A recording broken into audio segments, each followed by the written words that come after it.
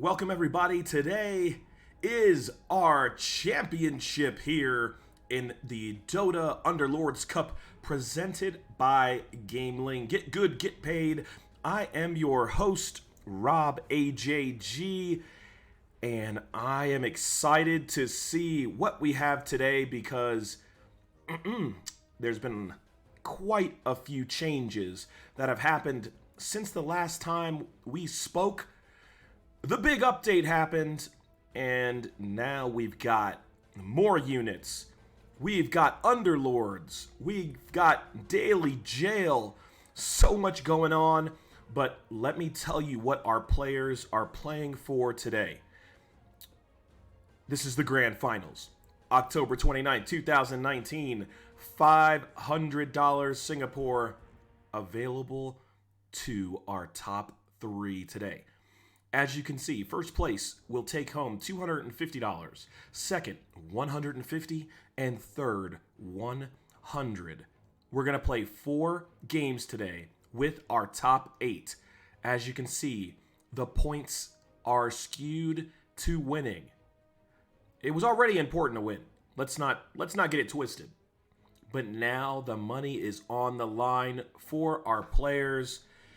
And someone is going to walk away with $250 straight from GamelinG. Make sure you do check them out at GamelinG.net. But I also want to talk about who's in jail today. And in case you're wondering, there is something called the the jail system or jailbirds, and these are the pieces that are taken out of the pool. And since this pool won't update for another about 11 hours, this is what we're going to be dealing with for our finale. No Luna, so Knights are going to feel a little bit of pain there, as well as elusives. No Bloodseeker. That's kind of whatever. Early game Bloodseeker can be pretty good. No Viper. Again, that could play into some of these dragon synergies. No Tiny definitely does hurt a little bit for warriors, because warriors are a very, very popular archetype, as well as elementals, because he is the pretty much the rock, if you could say, for elementals. No Necrophos. Being able to have a Necrophos and get the other the other undead bonus is super important, so losing him hurts. No Doom. He's not a warrior anymore, so I don't really give a crap about Doom. No Veno definitely does hurt for your Savage builds and your Warlock builds. And for Timbersaw, that 2-cost piece for my poor Scrappies got arrested. And so these are the pieces that are not going to be available for all of our rounds today, which means that obviously Hunter Warriors still going to be very big. Being able to play the Troll Warrior is going to be big because all the Trolls are still available. Mages, all of them still available. So we are definitely going to see those archetypes. We're definitely going to see a lot of Warriors, okay? So not having Tiny depletes the pool quite a bit. So when everybody's fighting over these Warriors, we are definitely going to see some interesting builds going on today. But again, here's what we're playing for. And I am ready whenever the lobby starts to get into our first game of the day. And it is time. Let's see what everybody's playing today. It looks like we've got a good mix. That is strange. I've just been... first of all, we're going to figure out who we're going to start with. I think we're going to start with Forhe. But let's take a look. And we will start with Forhe. You can see here, he decided to start... And I'm not really actually sure how to pronounce this, but I think it's Anisix. But you can see, started with this Underlord. Gonna make sure that she starts in the corner. Normally, that's where I see most of our Underlords starting. And in his lob, if we look in, let's just take a look really fast. Now, why? Can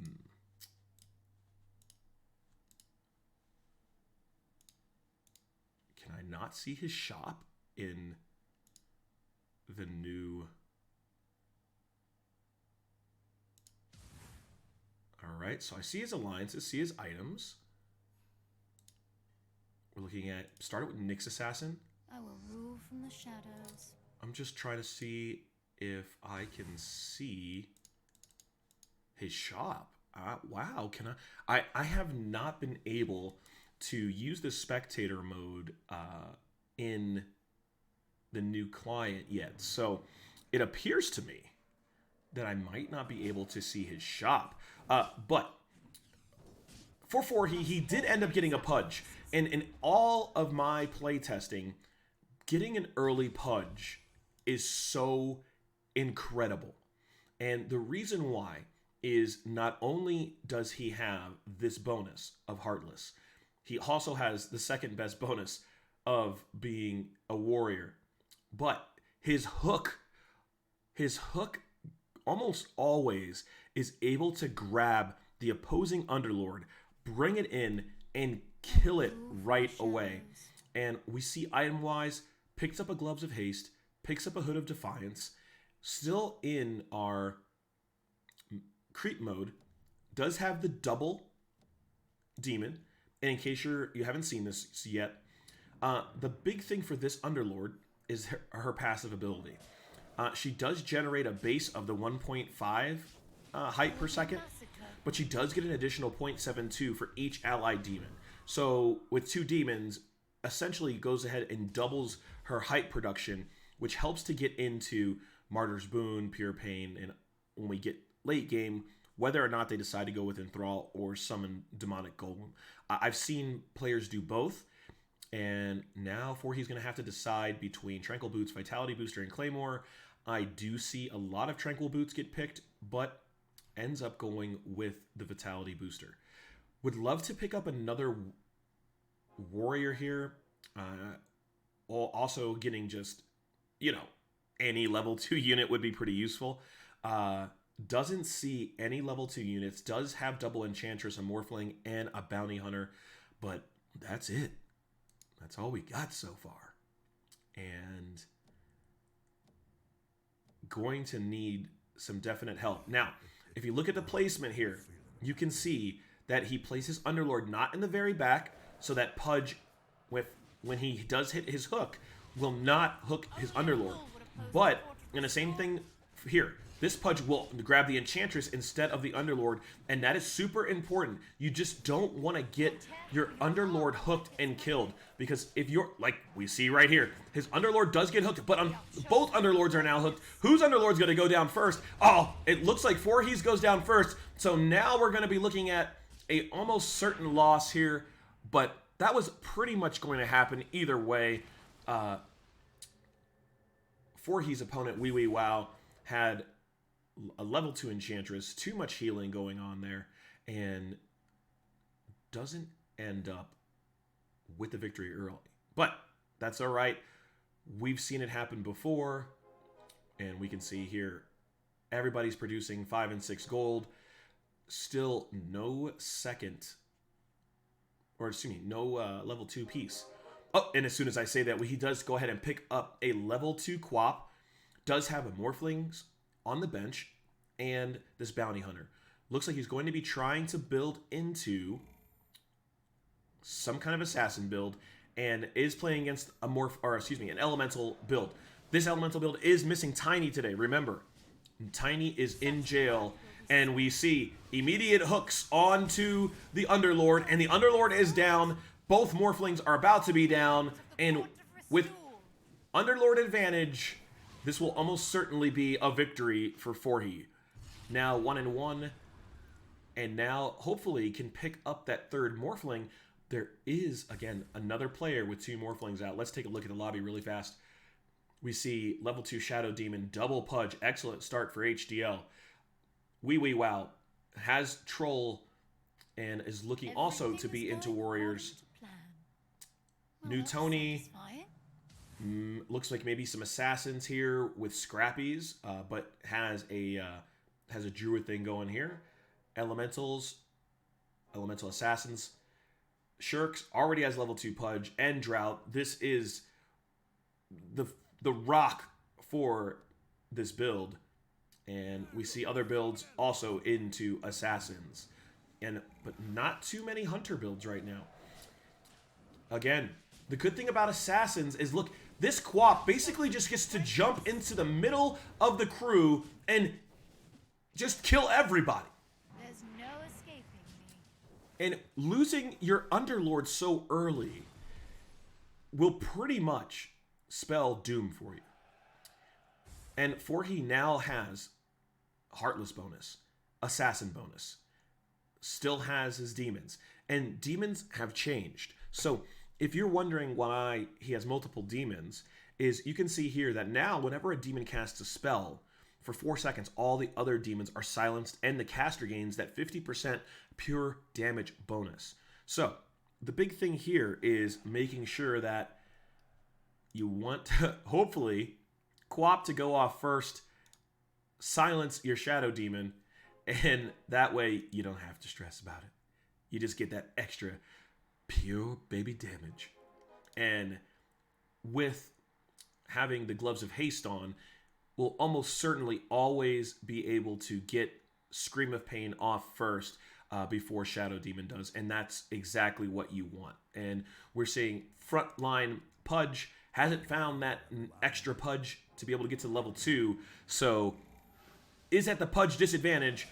And this is the build we also talked about. We see level 2 Druid, backline in Nature's Attendant. Nature's does get hooked, is going to have everybody on him and take him out. Pudge does drop. Treant also going to follow. Quap is holding it down. About to hit 3,000 damage. Does take out the Ogre Magi. And now it's just going to be a matter of time before our dear Fire Lord Underlord gets taken down as well. But Pudge doing big time damage there. Almost 3,000 damage early game. Followed by Queen of Pain with about 2 grand. Still, wow, look at all these level 2s coming through. 2 level 2s for Shirks. 2 level 2s for Lambda Delta. New Tony picks up that level 2 Ogre Magi. At 4, he does end up putting together this level 2 Shadow Demon. Now, Shadow Demon is one of the new pieces. So let's talk about Demonic Purge. It does repeatedly purge the target enemy unit, applies break, gets rid of some buffs, but then when it does go away, it does, at level 2, it does 800 damage to the target, which is excellent. Getting the Nature's Attendant hooked takes him out. Pudge, still alive, looking for another target, but he's up against 2 other Pudges, and like we said, having Pudge advantage does go a long way, but ends up getting the opposing Underlord hooked. His Underlord also is hooked, but before he goes down, is going to be able to help take out this Pudge. Now, we're looking at 3 versus 3, Quap versus Nature's Attendant. We know who's going to win that. Quap still trying to take out the Shadow Demon, and does. More victories for Forhi, this time against Juxi. Now, Forhi is producing 8 gold. Not the most gold in the lobby. Looks like Wee Wee Well is on 9 gold now, but Forhi is back up to 20, making sure the economy is put together. Ob is on 30, so is going with, starting a little bit slow because everyone else is level 5 now. OP staying at 4 and trying to get this economy together, and then maybe make a move from there. Now we are going to see, this is just looks like a mismatch of just good stuff. No Pudge here, and the Hook goes ahead and picks up IO. IO knocked down. Now here we go. DPS champion getting busy. Quap takes out the Eidolon, takes out Enchantress, looks towards Razor, wants to go ahead and get him later, or get him now. Can Quap get healed? Oh, nice teleport from Quap to stay alive, and then finishes off the opposing Underlord. Excellent. Putting together some wins. Forhi after losing the first round, now on a 5-game win streak. Does have 2 level 2s, has the assassin bonus, and would love to get this last assassin. I know this is Nick's assassin, but any level 2 assassin instead of Nick's assassin would be excellent, but also being able to get this Pudge upgraded. Let's see what we pick up. Chaotic Hunter here. Burning down the house. I seem to do a lot of choosing Chaotic Hunter. Being able to get the multiple attacks is very, very good for me. Oh, level 2 Morphling now. So, still into 3 assassins, still has the double bonus for his undead, otherwise known as Heartless. And doesn't have Smuggler here, so is just hoping to pick up a just good item that he can throw on one of his assassins and continue his reign of terror right now with his 5-game win streak. But this is looking like a nice little build right now. 4 he's in assassins and no one else is in assassins. Warriors. I don't see a single warrior player right now either. Ooh, has Helm of Undying is very exciting. I don't know about the Murder Gong. Oh, does pick up the Murder Gong. Okay, so we're going to see how important this is. I've played with a little bit, and I can never seem to get it to work. He puts it on the Shadow Demon, hoping to build that extra hype. And right now, we do see 2 demons to add for Anisix. So essentially double hype. And being able to get into all of these before your opponent is what is super important. Being able to, possibly get your demon going before them, or your big demon, or enthrall something first. Oh, hooks the opposing Anisix and instantly dead. So whenever you have the advantage in Underlords, it is always, it's such an insane bonus. But there's a level 2 Pudge here on the other side, and you can see, will he be able to take all these down? Does. Excellent. And now we're looking at just taking out a Shadow Demon, taking out a Drow. This should be no problem when you've got a full health Underlord giving your opponent the business. Shadow Demon, almost 3,300. Pudge following behind with 3,000 damage. 4he trying to keep up with the Joneses in Wee Wee Wow, which is his only loss so far. Wee Wee Wow sitting on 39, 4he at 31. Let's see. 2, 3, 4, 5. Yeah, isn't going to be able to get to 40 just yet. So Wee Wee Wow will be able to produce that extra gold again.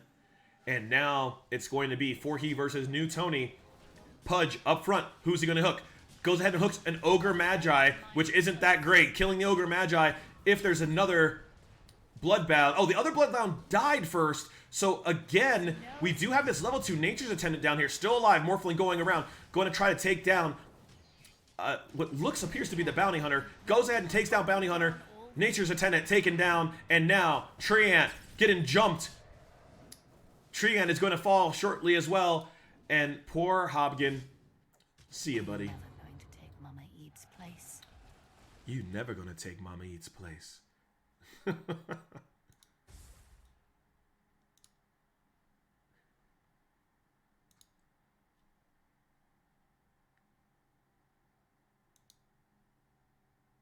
And economy is looking great. Wee Wee Wow and 4he streaking, both with 7-game win streaks. And now 8-game win streak. This is, for the rest of the lobby, this doesn't feel good. But, look at Shirks. Shirks has a lot of level 2s going on here. Does now have Warrior bonus, has Heartless. And this is what I see a lot of. It's just Warriors plus Heartless. 4 Heartless is a lot. So being able to get the -10 armor goes a long way, but I don't see any other warrior builds, and that is very strange to me. It seems like maybe there's just not a lot of it in the lobby. Now, this player has 0 Pudge, but that's okay. Pudge goes ahead and hooks Lena. Lena gets Laguna Blade off, and Pudge falls. Treant about to fall. Razor is going to go heads up, finds his end. Shadow Demon is going to be able to, from long range, take out Ogre Magi as well as Quap, and now they are targeting Hobgen, and he is wrapped up and out. Forhi completes his win streak. Gold coming from his ears. Level 6. And now looking to buy out the shop. And still hasn't been able to upgrade his last assassin. Forhi producing 15 big gold there. Wee Wee Wow going on 10. Wee Wee Wow does go ahead and make a level 2 Bat Rider. Abhi in last place picks up the level 2 Crystal Maiden. And not much going on here on this bench. Went ahead and... Perfect. Ooh, that was excellent. Feeling very aggressive. Sold a bunch of pieces on the bench to be able to move up. And now it's going to be level 6 versus... Or excuse me, level 7 versus level 6 Wee Wee Wow. Hoping to return the favor on the loss. And so far, you can see the assassins are backline just melting what's going on back there. But Treant goes ahead, isn't going to be taken out lightly. Quap says, I disagree. Now, moves on to Tusk, takes out Tusk. And this is going to be a victory for our man Forhi, because look at all of the demons and assassins still alive. And Anisix on the other side gets taken down. Forhi feeling very good now that he possibly has the best crew after taking out first place. We can see confidence boost picked up. Broken hearts, broken bones for Wee Wee Wow. And Wee Wee Wow does pick up the level 3 Rasta. And I am such a big fan of level 3 Rasta. I know that Rasta in general is not that great, but I just adore being able to turn these units into chickens, taking out maybe Pudges and some of these other big units that are really important to these fights. So, and the troll bonus is definitely real. Being able to give not only just your trolls that extra bonus, but being able to give your entire crew the extra attack speed bonus. And when you get into late game, having the able to move into your Ace of Trolls, Troll Warlord, those are all excellent. Forhi does pick up the Tidehunter and is going to go ahead and put him in. So now, I would assume that's going to be Skullbasher, and it is. Frontline, Tidehunter, Pudge. Hasn't found a level 2 Pudge yet. Obviously hasn't found level 2 Tidehunter, has just started there. Forhi is on 54 gold now. And, Forhi does pick up a level 2 AM, and now AM is an assassin. So now he does have 1, 2, 3 level 2 assassins. Exactly what he's hoping for, because remember, level 1 bonus is the 15% of 300% crit. And then also wounding them, which keeps their heal off. And when you have Anisix mirrors, being able to turn off their healing goes a long way. And here we go. Assassins are our backline, but taken down by the Ogre Magi's. Morphling taken down as well. And now, here we go. IO is going to go out and come back and try to bring back one of the assassins. And AM is backline, takes out Nature's Attendant. But look how big this Ogre Magi is. He's just not going to take no for an answer. He does fall. The no came for him. And so Treant falls with him. It looked like that Ogre Magi was getting a little angry, getting a little heated. But the crew came through. He does have 2 warriors now. If this IO situation doesn't work out, he can replace this IO with possibly another warrior. Has a second Pudge on his bench, so hopefully we'll be able to find the last Pudge. That will be a nice upgrade for what he's doing. Does have the Treant on the bench in case when he goes up on the next level, he can put that Treant in. Actually, doesn't go with that. Just goes ahead and sells it. Yeah, I mean, that didn't seem to be too great. AM heads up against Ogre Magi. Not going to work. Now, Morphling tries the same. Pudge falls. Tidehunter going to go ahead and get that Ravage off. Try to give some time here. And now we see Shadow Demon up against Pudge. But that's not going to work because the opposing Shadow Demon is going to go ahead and take him out. And now it looks like Forhi is in big trouble because we've got Axe coming through, getting rid of that. And look at this level 3 IO linking up with Nature's Attendant. And they're going to go ahead and take out AM. And that is it for Forhi.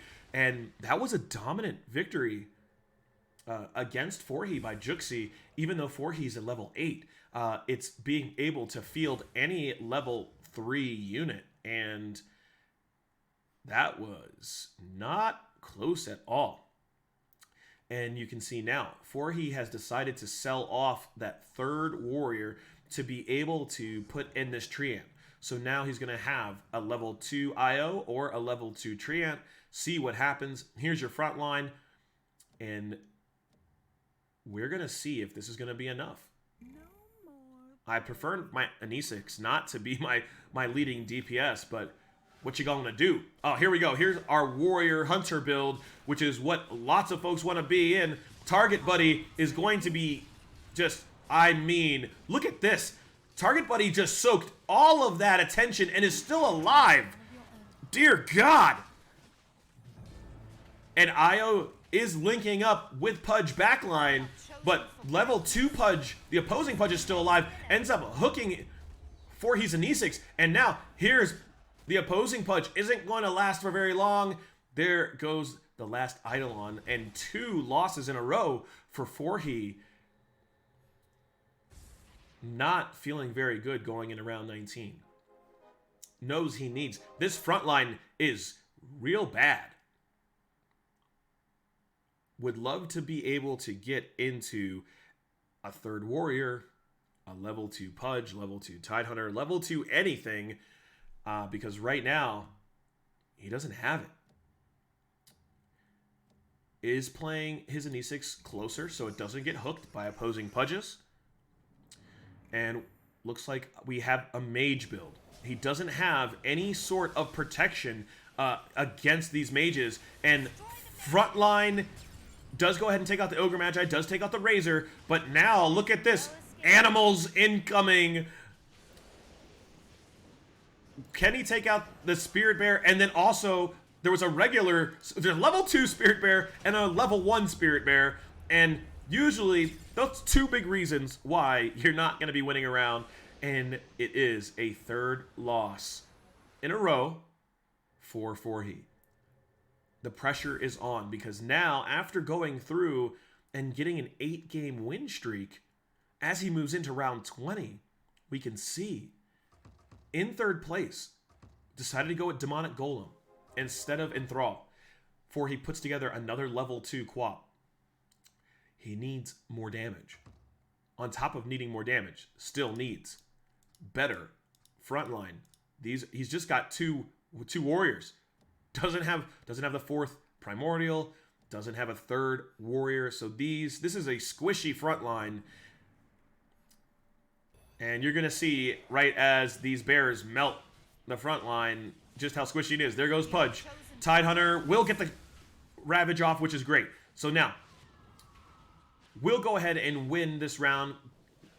Get the bear stunned, finish him off, and now hope to see a really good attack weapon that he can possibly put here on to the Arc Warden. Arc Warden currently, Maelstrom is going to be excellent. I would assume that this is definitely going to be the pick here. Probably deciding between this and Healing Ward, and goes with the Maelstrom, obviously. Maelstrom being able to put that on the Arc Warden is excellent. Everybody gets leveled up almost, except for Wee Wee Wow. Level 9s and level 8s for most of the lobby. OP picks up and goes into level 2 Lone Druid. Looks like we have a level 2 Life Stealer for M Blue. Wee Wee Wow up to level 9. level 2 Nature's Attendant for Lambda Delta. And here we go. Has the 3 insect bonus. I have not seen this be very useful, but you know, here they come. Insects incoming. Pudge gets melted. Ravage doesn't do anything, but Anesix does get the heal off. Level 2 from Beastmaster gets off the axes, but is almost certainly going to be dying here shortly. Oh, still alive, but gets off another one. Axe. Trying to go heads up with Tidehunter. Tidehunter does fall, but there are so much action still going on for Forhe's side of the board, and he does take out M Blue. M Blue at 18 health. And nobody wants to get eliminated first here. Nobody. 0 points is going to make your trip to trying to get that first place $250 really difficult. So here we go. Will he be able to find... Still hasn't been able to find a third Pudge, a third Archmage. Maybe looking to get into possibly more Assassins. Just playing 3 Assassins right now, but does have another 3 Assassins on the bench in case he wants to go into the 6 as we go forward. But right now, Forhe is going to go up against Shirks. Shirks with 80 life. We're going to see what happens right now. Oh, there's the hook. The hook picks up on Mirana, but Mirana goes ahead and jumps back out. Doesn't die instantly, but is taken out now. Now, as we see, level 2 Pudge up against the Tidehunter, but Tidehunter is busy messing around with that buddy. Oh, New Tony ends up knocked out in 8th place. Here's the heal. There goes Broodmother. And Pudge still alive here. Moving on. Hooking. There's the big demon. Demon now in here doing work. Takes out Pudge. Gonna try to move on to Tusk. Tries to get Tusk down before the Underlord falls, and it doesn't appear like that's gonna happen. Walrus Punch takes out Anesix. And that's going to be the victory for Shirks. We are now down to 1, 2, 3, 4, 5, 6, 7. M Blue not feeling good. The heartbeat is on 6 health. Yuck. Forhe has now made the transition into 6 Assassins. Let's talk about it. 25. Every 4th hit is going to be a 400% crit. And healing reduced completely and ultimately nothing for 3 seconds. So in this Anesix mirror, which is not going on right now, going to be going up against is it Hobgen? I want to make sure I pronounce this guy's name right. Let's make sure. Yeah, Hobgen. Target Bunny doing his best. Oh, dear God. Old Coddle went back and just wiped the entire board for Forhe. It does look like there's some Eidolons that stuck around, but Anesix is going to fall, and that is nasty.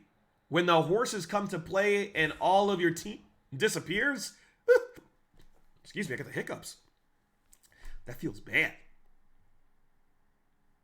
And Blue, though, knocked out in 7th.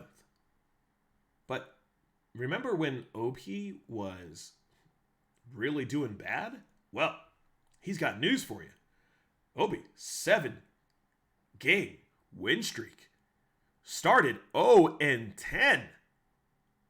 0-10. And now 7 in a row. That's what I like to see. Took that lose streak to the max and is now punishing everybody. But still, only 22 health. So one really bad round could spell the end of his tournament, but the end of his match. But right now, we're still with Forhe here. Level 2 Broodmother up to 4,000 on the damage.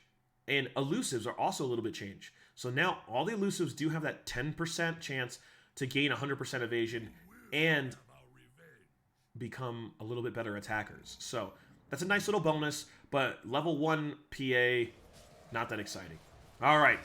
Slardar instantly taken down. Assassins going to work. Can they get into and on to the opposing D6? They do. They're on to the... Can they take it out? This is a level 3... I can't even see. Is that... Was that a Shadow Shaman? Level 3 Rasta took a lot there. But now, Quap, can she get off the Scream of Pain? She does! Excellent. So now you've got both of these assassins. It looks like Nick's assassin and Quap all backline. And here comes the big baby demon taking out this Pudge. Pudge versus the world right now. And the world is going to win. Forhe smacks down Wee Wee Wow for 13. And now Wee Wee Wow, who also used to be in first, is now sitting in next to last place at 16 health. We are going into the creep round.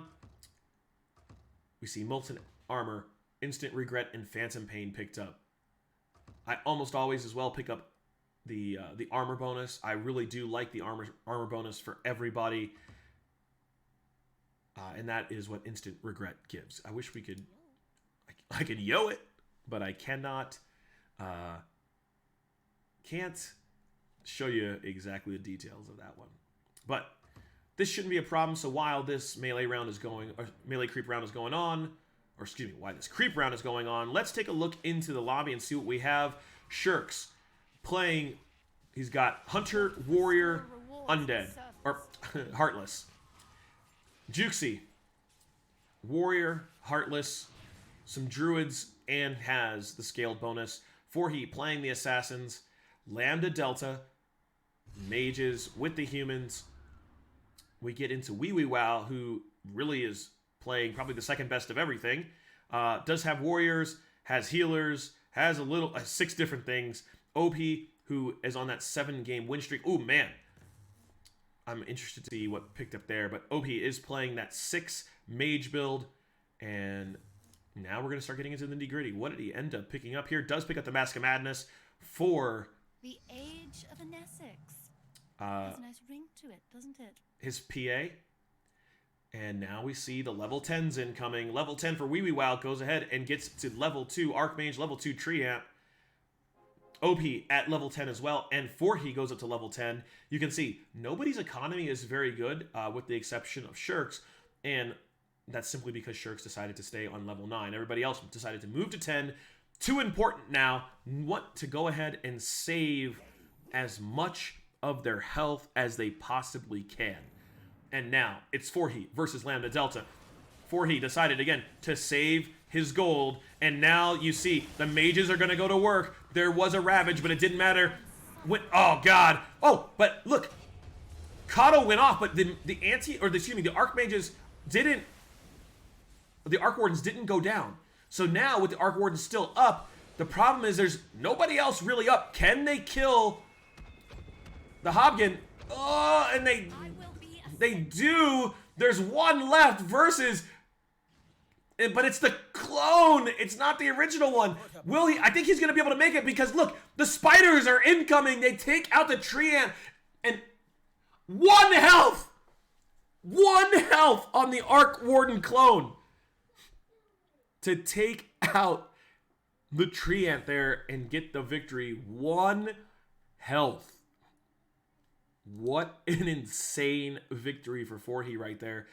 And being able to save that health is unreal. And we do have a lot of things going on here. It looks like OP finally lost. Yeah. Picked up a loss there. Sitting on 11. Wee Wee Wow 16. Lambda Delta 18. Juxie 43, Forhe 46, and Shirks still leading the pack at 56, but that could change in a heartbeat.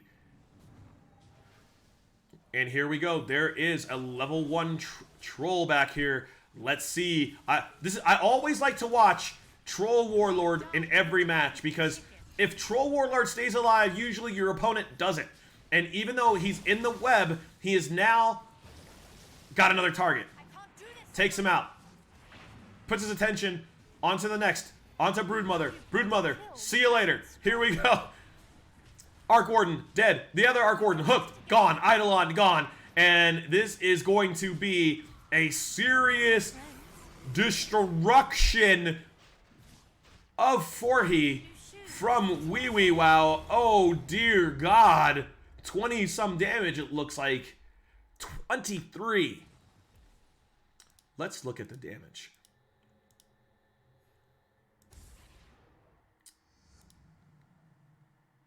I want to see Arc Warden in there for 6 insect, 5,000 damage. All right, I'm gonna stop talking mess about.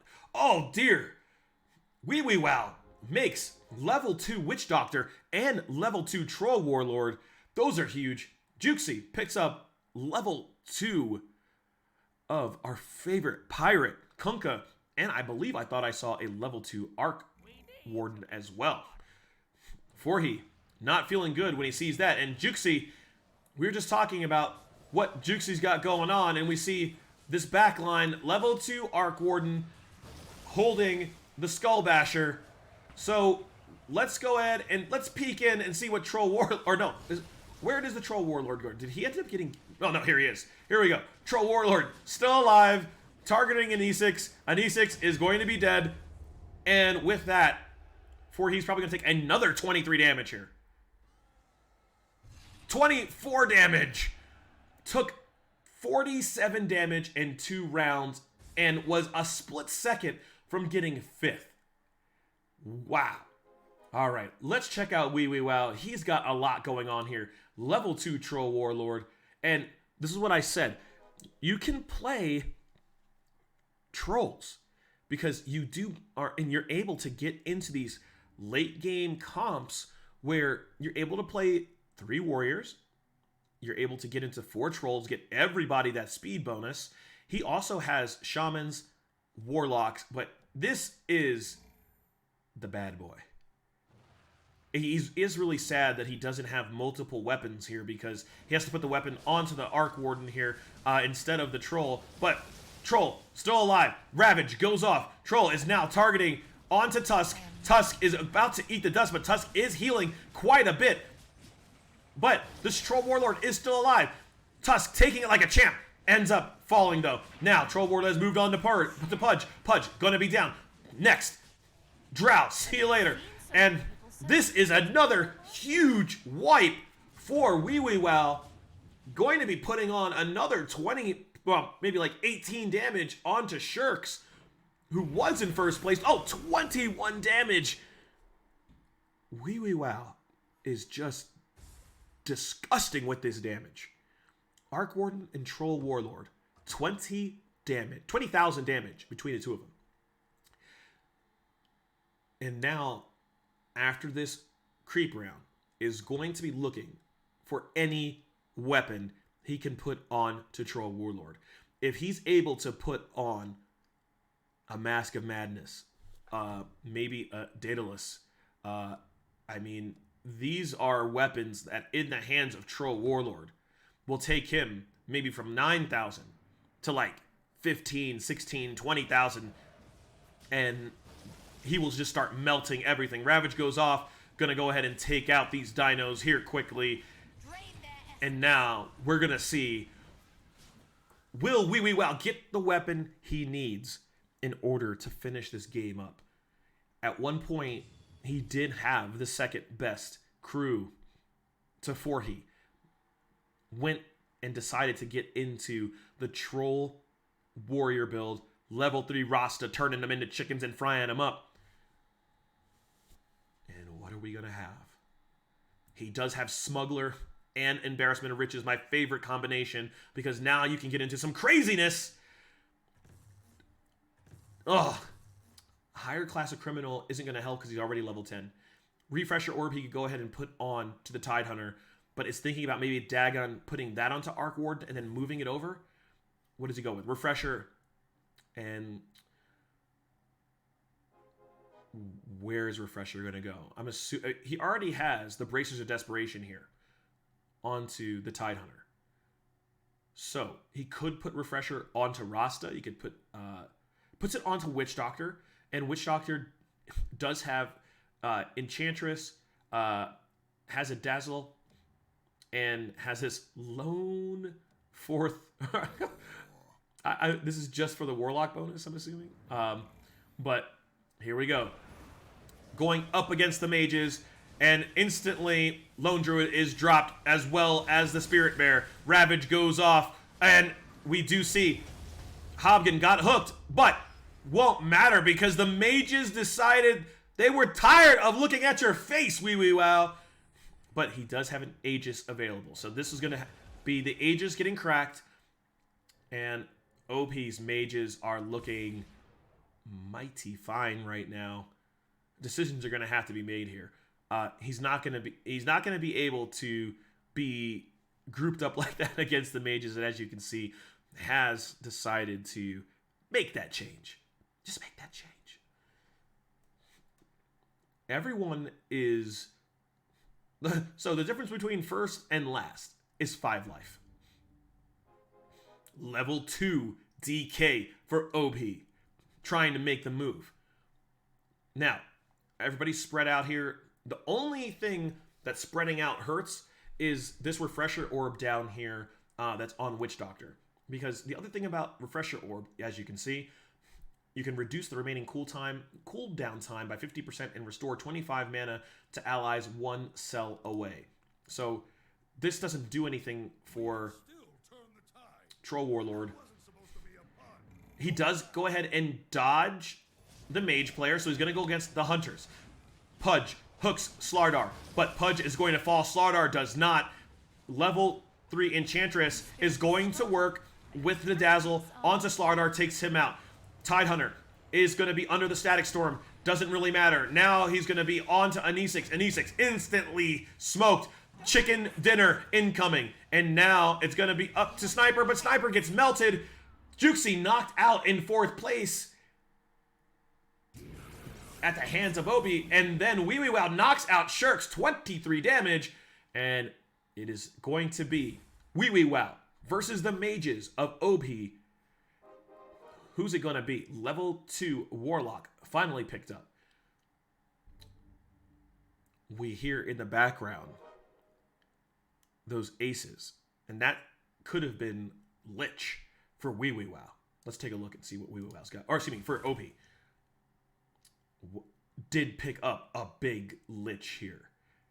Frontlining his... That's amazing. You don't usually ever see somebody frontlining their Underlord, but he doesn't care. He just wants to keep his mages alive so they can go off. Where is the first Chain Frost? Oh, Lich does go ahead and get stunned, but incoming Chain Frost usually spells the end for the opposing player, and all of the mages are still alive. The Tombstone is still alive, but guess what? Wee Wee Wow is not alive, and that is going to be a victory for OP, who started this game 0-10. 0-10.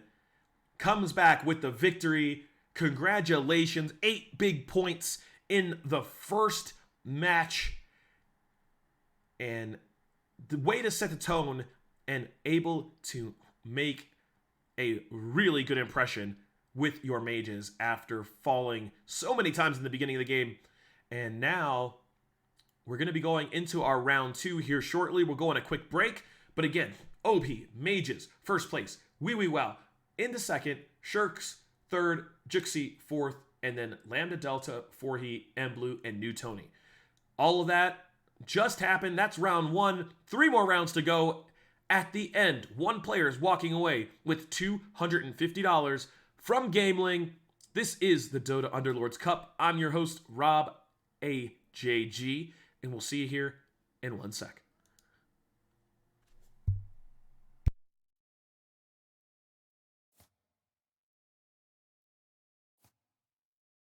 Do try to make this quick. I have plans later.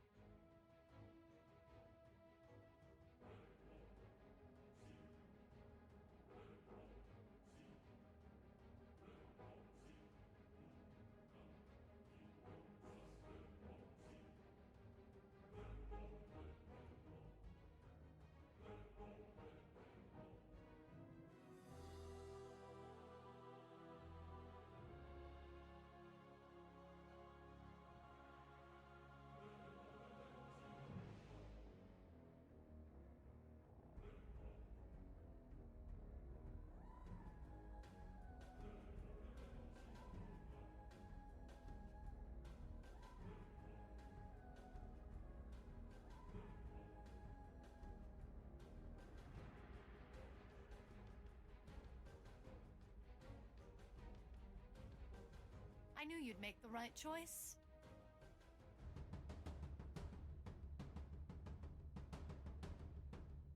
We are right back into game 2.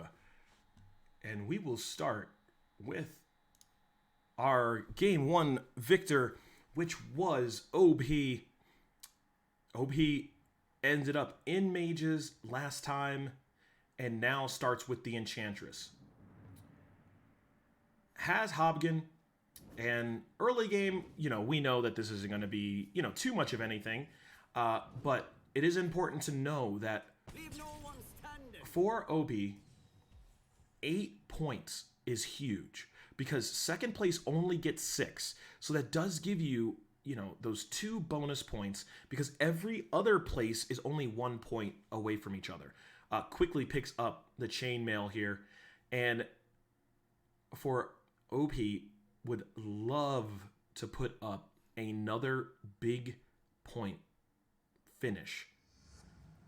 Give himself a little bit of distance between himself and second place. And remember, he's really hoping that maybe one of these players that finished last ends up, if he doesn't win, ends up finishing first. That's the dream, right? Because then, you're just so far ahead because you've got the 8 points first, and then maybe put up a 14 with get a second place or a third place, and then maybe the person who got 0 round 1 ends up getting a first in round 2, so that you still have a pretty big lead. So we're gonna see again in this round we have 1, 2, 3, 4. We have 5 Anisics and 3 Hobgen. So, I see a lot more Anisics than I see of Hobgen, but obviously at this level, still very playable. And again, you can see that OP wants to maybe get into a mage assassin primordial build. Has the frontline Ogre Magi, has multiple morphlings that are just sitting there, not even moving. They're just turrets. And now they decided to wait for him and go ahead and take out these melee creeps. But everybody should be able to just get these victories and just pick up the kind of things that they want. Did get some Gloves of Haste so that waveform can go off a little bit sooner. Man, getting wow. Maybe Brooch has to be the pick here if he's going to stay in mages. I can't imagine that he would pick another Gloves of Haste. So, picks up the Force Staff. And Force Staff can be really nice to keep off some of the other assassins that are huge. And just a lot of different things. Wow, double puck. So, very much in mages right now. Getting ready for round 4. Put everybody on the bench. And is purposely going into another lose streak. Takes everybody off the board. Puts in a cup. Oh, wait, no. I thought maybe he was going to purposely into a lose streak. I was going to say, that was sick. Oh, but he's playing against somebody who is into he's going against Shirks, and Shirks is in the lose. Wow. All right, so Shirks decided that whatever he's got right now isn't good enough to try to go on a win streak. So purposely just puts out 1. And let's take a look and see what Shirks has got on the bench. Okay. Nothing too terribly exciting, and that's why I decided to go on the lose streak there. Doesn't even want to bother with it. Wants to make sure that he doesn't accidentally win. And as you can see here, double puck has also an Ogre Magi. I'm surprised that with puck and Ogre Magi doesn't just take this Razor and put in the place of one of the pucks and get the 3 mage bonus, but decided that that's, not what he needs in his front-lining Hobgen here. And is going to go ahead and put in the Morphling with the Force Staff and is going to front-line him. And I do like seeing that OP is doing a little bit of maneuvering at the last moment, but right now he's going up against a level 2 Enchantress and a level 2 Nature's Attendant, and this is certainly going to be a loss. There's just too much firepower that's coming towards his face, and the waveform is going to try to save him, and Hobgen is going to try to do his best to take out maybe 1 or 2 of these guys, but it's not going to happen. Our little buddy still alive, still drawing all the fire. OP takes 6 damage here. Goes ahead and clears out all of the entire shop. And now is just going to be looking for level 2 Morphling, level 2 Puck, or additional Razors. And we'll see. Time to start a ruckus. Yeah, we do see another Ogre Magi, the second Razor. So he's got, look at all this. All of these bad boys are level 2 eligible. They're ready. New Tone picks up the level 2 AM. OP does find a level 2 Puck. And now we're going to be getting into 3 mages, front line with the Morphling, with the Force Staff. And it's going to be Hobgen versus Hobgen action. Level 2 Bounty Hunter is going to go ahead and jump in. Jumps right onto Hobgen. And now is going to try to take him out. And Puck turns around, lets him eat some Illusionary Orb. And Bounty Hunter is still alive and doing his best to take out Hobgen. And it looks like he's going to be successful. And now Treant, real angry. Moving on, the last Eidolon isn't going to do it. Sad. Poor Eidolon. And OP falls to Lambda Delta. 89 health. So let's take a look at the scoreboard here. Shirk's still on that lose streak, trying to get his economy together. OP got that first win and has lost 2 straight. Would have probably liked to have just lost all 3 and maybe regretting that decision. If you're wondering who I am, I'm Rob AJG. You can find me on socials that way. Literally every social. Just search Rob AJG. I'll be there. I was your host at the We Play Dota Underlords event. So, yeah. Here we go. AM is going to be jumping back line instantly onto the Razor. Razor goes ahead and falls. AM is now goes ahead looking at an Eidolon. Eidolon, see you later. And now Hobgen versus the AM. But Ogre Magi was attacking. The Force Staff pushed AM all the way to the corner, and that is going to be it. The level 2 Ogre Magi, pissed off with his club, takes him out.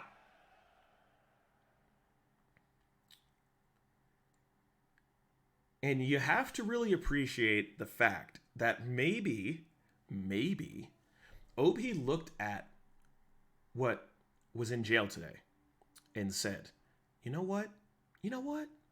I think mages are the jam. I think mages is where it's at. You know, go on a lose streak, see what's going on. We'll take a look at the lobby, see if we have any other mage players. OP and mages, doesn't look like anybody else is. All for him again. And he says, I'm just going to repeat this process till somebody notices. Maybe get 2 quick victories, 16 points in the bank, take home that $250. Level 2 Axe, level 2 Terrorblade for Shirks. Level 2 Razor now. And now it's looking a little bit spicier for the mages. He's going to have double front-lined Morphlings. His economy, 21 gold. And is going to go up against what appears to be not a great lineup here. Ogre Magi comes in, takes Enchantress out. Now, decides he wants some more action. Hey, Dazzle, eat this club upside your head. Goodbye. Now, who else does he want now? Bat Rider, you want some of this Ogre Magi action? Come get some. You, Warlock, come get it. And he's going to smash him senseless. Ogre Magi still alive. Takes basically, Ogre Magi took the whole team, put them on his back, and just smashed everybody's face. You know, obviously Puck was getting busy, did about 4,000 damage there, but it was just cool seeing, you know, Ogre Magi just kind of walk up and just punch people in the face. So, round 9, OP at 89 health, 18 gold, produced 7 that round, and would love now nothing more than to be able to get that third Morphling. Doesn't find it and is sitting on 19 gold. That's hurtful. It's hurtful to be on 19 and not 20. But he's got 3 level 2 units. Has Primordial bonus and Mage bonus early. Can't complain about that. Here we go. Bounty Hunter is going to jump in, but it is going to find Hobgen. But Puck has turned its attention again. But remember, this happened last time where the Bounty Hunter just jumped into the back line and didn't die. And again, it is doing the same thing. Hobgen is going to fall to the Bounty Hunter. Bounty Hunter is now going to get 4-staffed out. But when you are down your entire Underlord, it is hard to come back. And you can see the opposing Hobgen's still alive. And Puck is doing his best to try to take him out, but doesn't take out Treant. And now the lone Eidolon is targeting Hobgen instead of the Treant. And that's sad because could have taken out the Treant and saved some health there, but didn't happen. So now we're going into our creep round, burning the house down. 3 Chaotic Hunters for Juxi, Forhi, and Shirks, another Chaotic Hunter for Wee Wee Wow. I think that's just the play, is to get those additional attacks in. Burning down the house for M Blue. And now we see, can he find that third Morphling? The third Morphling would allow him to put that CM in. And CM, though, has changed. Previously, CM, all she did was just make mana. And now you can see, CM has picked up Frostbite. For our artifact friends, we know that Frostbite was a pretty fun card. Sorry, I had to throw my artifact in there. But now Frostbite in Dota Underlords does encase the unit in ice. Can't move, can't attack, deal 100 damage per second for 3 seconds. So essentially 300 damage. And is a human and mage. So being able to have these humans, make sure that once you have 2, you're getting 4 mana per second for everybody, then 7, then 10, and you can see 1, 2, 3 of them are mages, and then DK, who you do 1 in there for your Puck. So you usually are able to have 4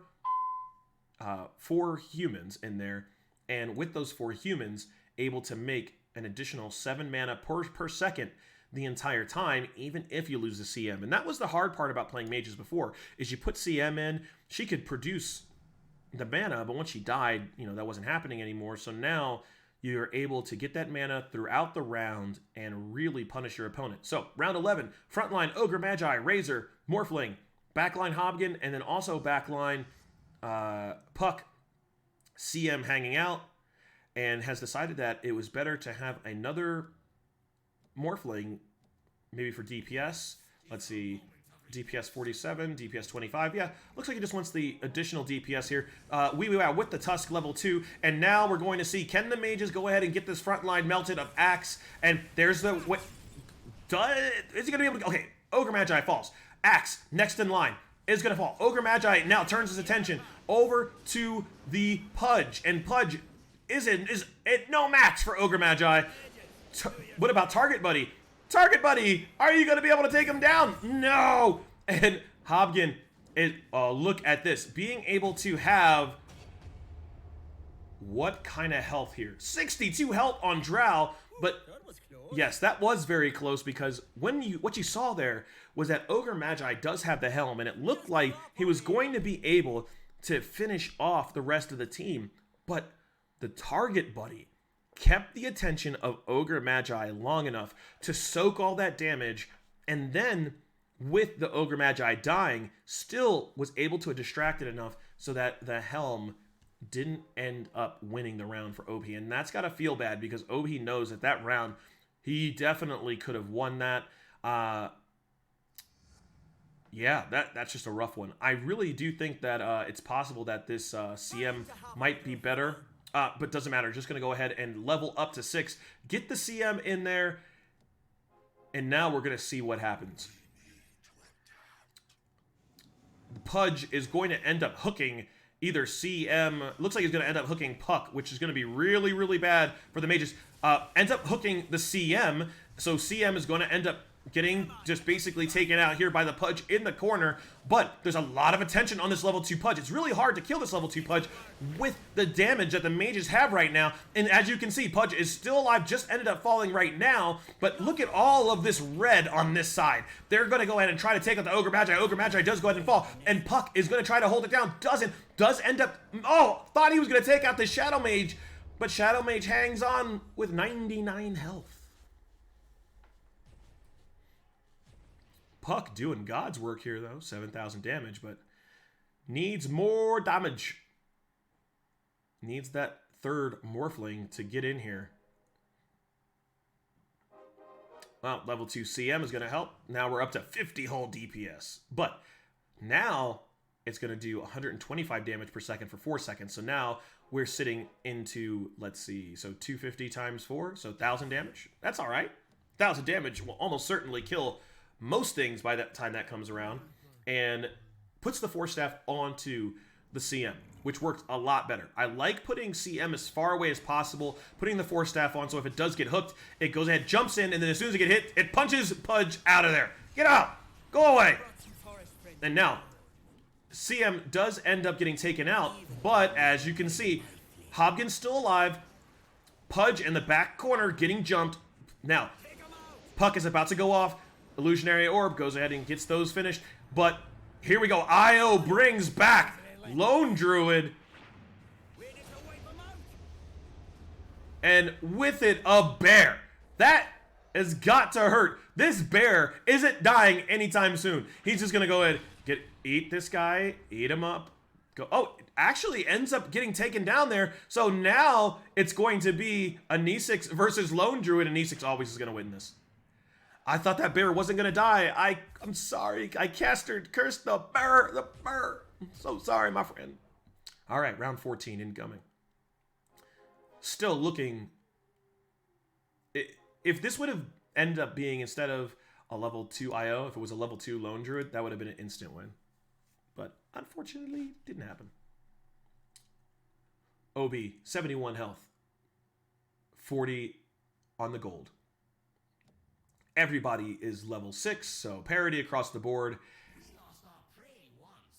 Here we go. Target dummy, or target buddy, the bane of the existence for the mages. Ogre Magi is going 1v1 with Axe, and they are neck and neck. Who's it going to be?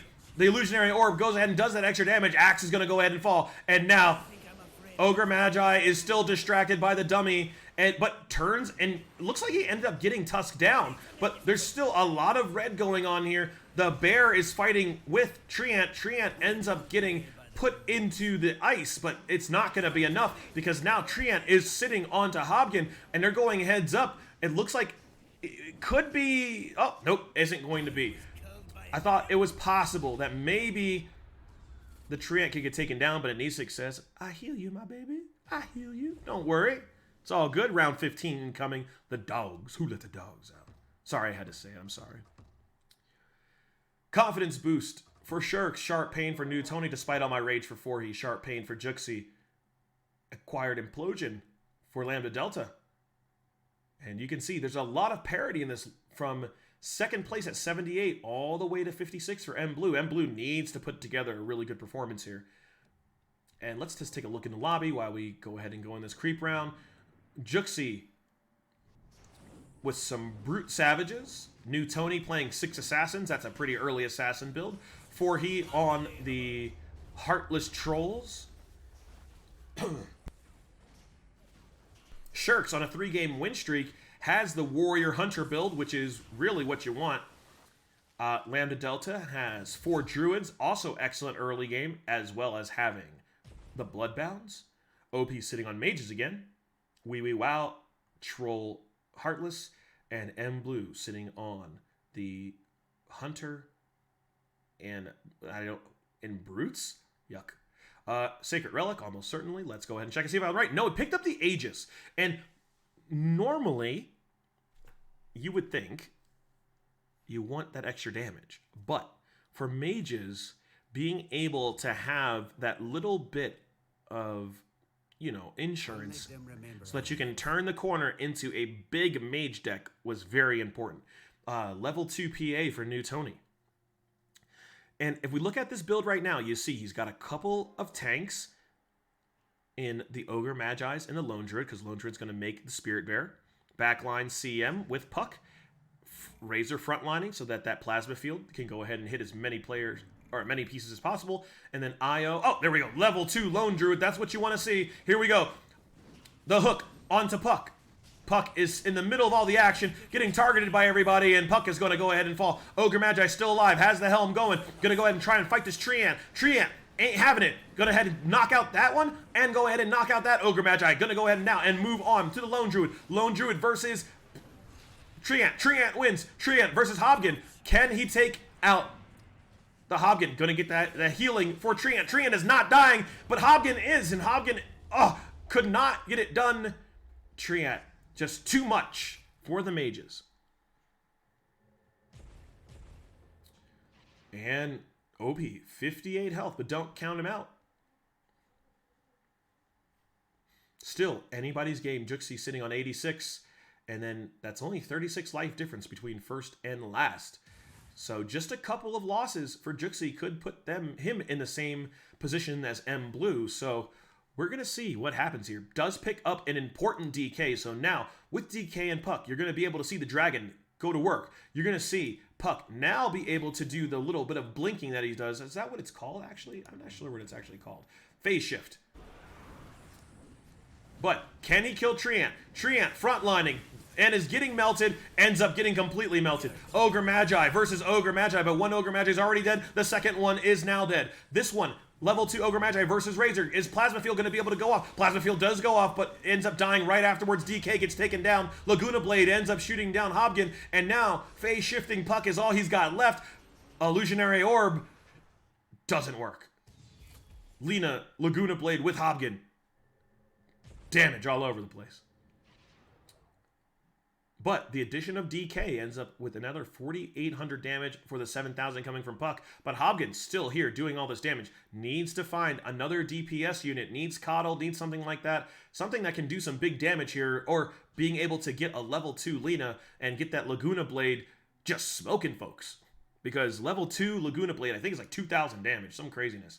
It's 800. And sets them on fire for 5 seconds. So it's just about making sure that you can live. 1,200 ain't a lot. And now we're going to see Shirks jumping in with the Warriors and Hunters, and it's splashing this Terrorblade. Oh, no, I forgot. Terrorblade's a Hunter now. Jesus Christ. And here we go. Damage all over the place. Ogre Magi gets taken down by Slark. Look at this Terrorblade. He's encased in ice, but he doesn't care. I'm now out. Thing in the Deep is here. Hobgen is going to get taken down by all the Hunters. And Anisix sitting back, enjoying herself, just healing the scene. Yeah, I forgot that there's no more Demon Hunters. So instead of Demon Hunter bonus for Terrorblade, he's now a Demon Hunter, which actually being able to get, when he transforms and getting those multiple attacks from range is pretty. They are coming to fruition. It's pretty gross. Terrorblade's nasty. All right. Where is my 6th mage? We need the 6th mage that's preferably a human. Does have 4 humans now, so now we're getting that 7 mana per second. That's excellent. Be able to get off those ultimates sooner. But where is the Coddle? Then he can go ahead and cut this Lycan and put in Coddle. That's what he's looking for. Razor gets melted. Opposing Lycan is now down. This level 2 Pudge is in the middle of all the action, and Ogre Magi does go ahead and take him out. But it looks like CM ended up getting assassinated there. All right, there's the target buddy, but now we've got the dragon also getting taken down. Too many unders for the mages. Illusionary Orb ain't going to do it. Hobgen sitting on was sub 100 health. That 6th mage is just so important right now for OP, sitting at 33 health in last place right now. That was round 9. Here we go. Time to get into the Bears. Let's do a quick scoreboard check. Juxi has the ability to play 4 savages, isn't doing it just yet, does have the insects, and we've seen in the first game that the insects can be big and bad. New Tony, still on 6 assassin, does also have the scrappies so that he can have a front line with alchemist. We see Forhi into the heartless bonus, also has insects. Lambda Delta does have 6 mages, isn't playing him, just playing 3 right now because he does have the 4 druids. Shirks into the warrior hunter build, very nice. Wee wee wow. 4 big, bad, heartless units. Has 2 knights, and that's just because he's got the heartless bonus. Does have trolls there. 6 hunters with the heartless bonus for M Blue. M Blue needs to get out of the cellar, as I'm pretty sure that M Blue finished in one of the last places last time. And OP playing the mages, but has dragon bonus, but doesn't have the coddle here for the 6 mage. Oh man. Skull Basher, Maelstrom, and Blink Dagger. What's it going to be? Blink Dagger is really attractive right here because you can put it on one of your mages, but he does have an Arc Warden on the bench, so he definitely does want some damage here, and finds the Skull Basher that he's going to go ahead and put on the DK. As you can see, lots of bonuses. Everybody going to level 8 and level 9. 3 players on level 9, 5 on level 8.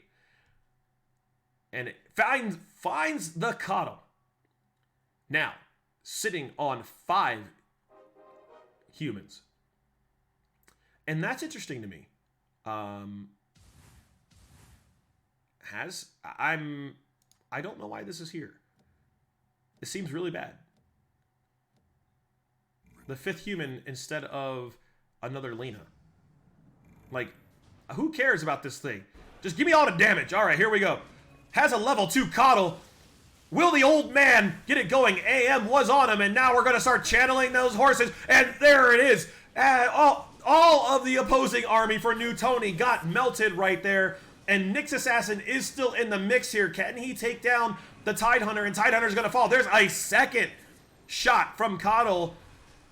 And with it, looks like the bleeding is going to get stemmed. Phasing shifted. Puck takes down the Anisix. Bleeding is stopped for now. OP at level 9 takes out level 8 Tony. And there we go. Lycan is out, Tidehunter in. Very close to a level 3 Ogre Magi here. Only 1 away. Ooh, Gyro is nice. Be able to frontline that bad boy. We know that with Call Down coming in, it's going to have extra armor. It's 15 armor. Level 2 DK here. Not the Blue Dragon quite yet. But Call Down, I believe, is magic damage. So, going to be able to get that extra magic damage, and this is why he has this Aegis, so that he's able to turn the corner until he turns in one of those crazy performances. All right, level 2 Pudge frontlining, taking all the damage, but there's the plasma field. Go ahead and gets melted. We haven't seen Coddle go off. There's the push. Oh my god. Like 75% of the health of every unit on Wee Wee Wow's board vanished. And that is the power of your boy Coddle. Look at this. Illuminate. 200 damage a second that it's channeled. I haven't seen a level 3 Coddle in a long time, but being able to put onto the Coddle, it's the haste bracers. Well, excuse me, gloves. Gloves of haste. And get that illuminate off. Illuminate, illuminate, illuminate. Because when it goes off, you saw melting them. Oh, level 2 Lena. Level 2 Lena means we're getting into that Laguna Blade, baby.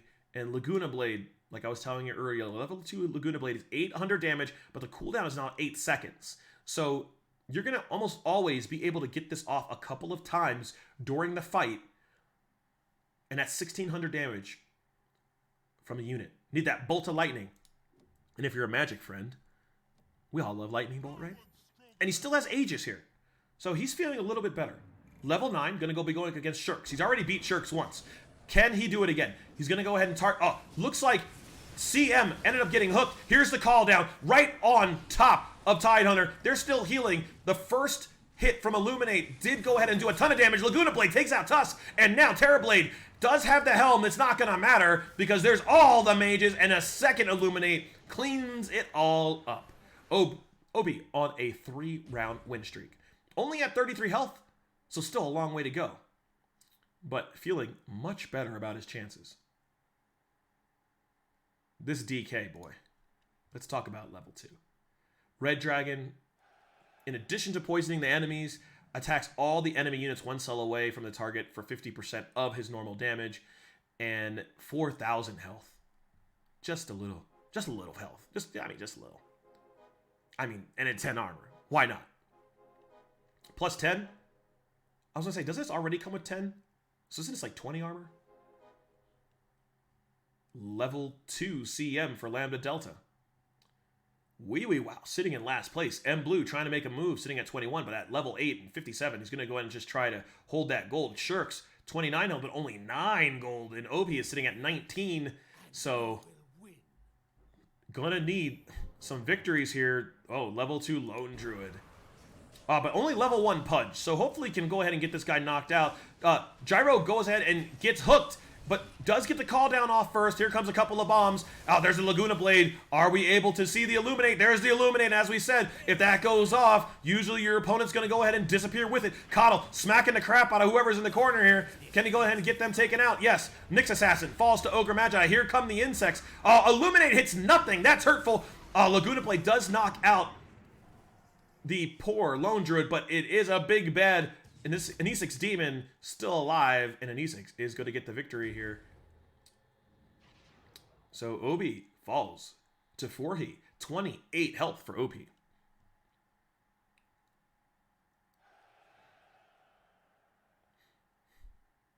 Still pretty close.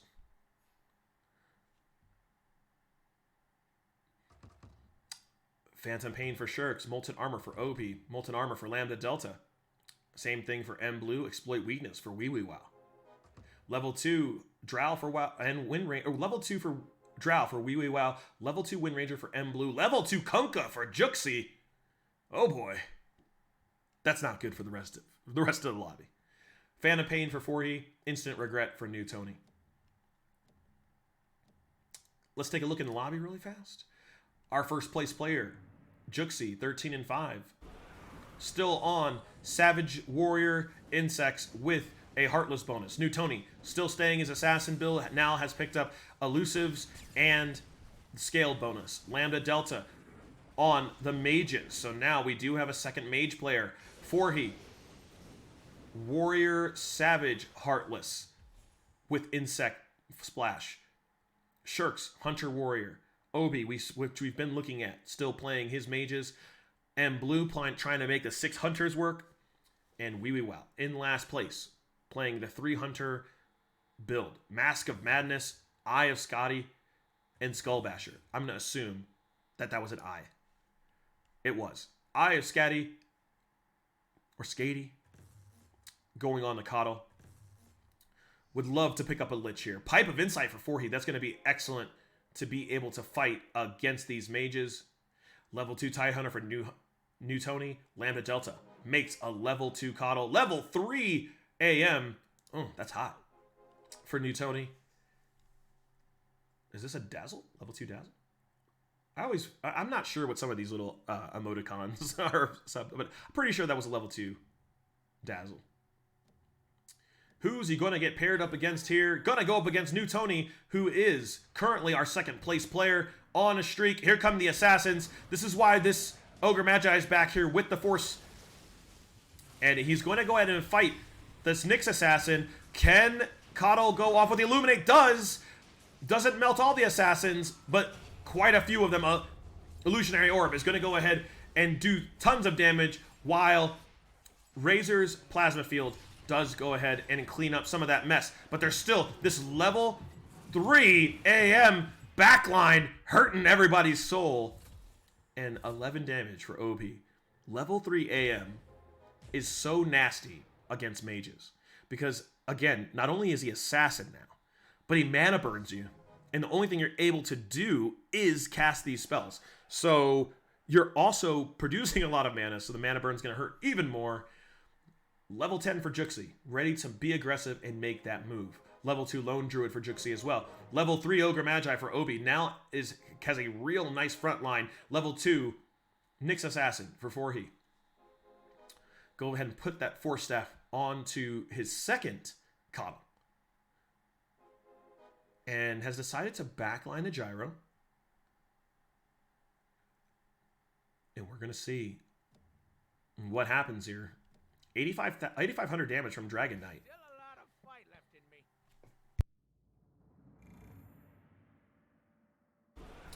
Oh, this is our player with the level 2 Kunkka. Incoming Ghost Ship. Gonna go ahead and stun all the mages right now. But they're also locked in place. Oh, look at that. Illuminate set everybody for Juxi on fire. And M Blue knocked out in 8th place. I'm pretty sure that he had 8th place last round as well. But don't quote me on it. I know he didn't win. And now there's another DK. Is he going to try to possibly replace that level 1 Coddle with that DK? I don't think so. I think the level 1 Coddle is probably better. But it wouldn't surprise me to see that other DK come in to work as another tank for a little bit. But looks like that is not going to happen. Going to be going up against another Anisix. And this is... looks like we have some assassins. And so far, so good. Tidehunter goes ahead and hits the Ravage. Doesn't do a lot of damage. Plasma Field does a little bit, but where is Coddle? And is Illuminate ready to go? We haven't seen it just yet. There's the first one. And then here's an Illusionary Orb, but all of the mages... there. I mean, it's looking kind of rough right now because we saw that he wasn't able to finish off the opposing, units. He was able to do a lot of damage, but there was too many of the units that were sitting at low health, and then Anisix could actually heal them up. Gotta kill him. Shirks at 4. Obi at 7. Wow at 7. Level 2 IO for Forhi. And for Obi, he's at 49. Still holding on to this DK.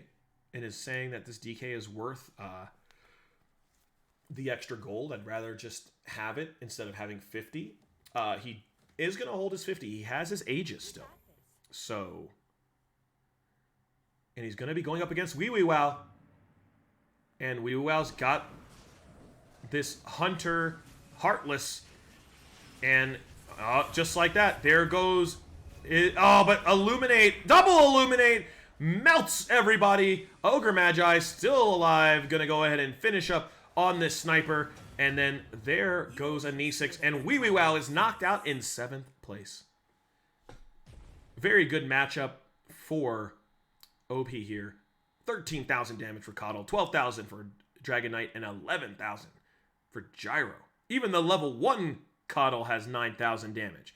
These are the kind of damage numbers you'd like to see, and Shirks is knocked out in 6th place.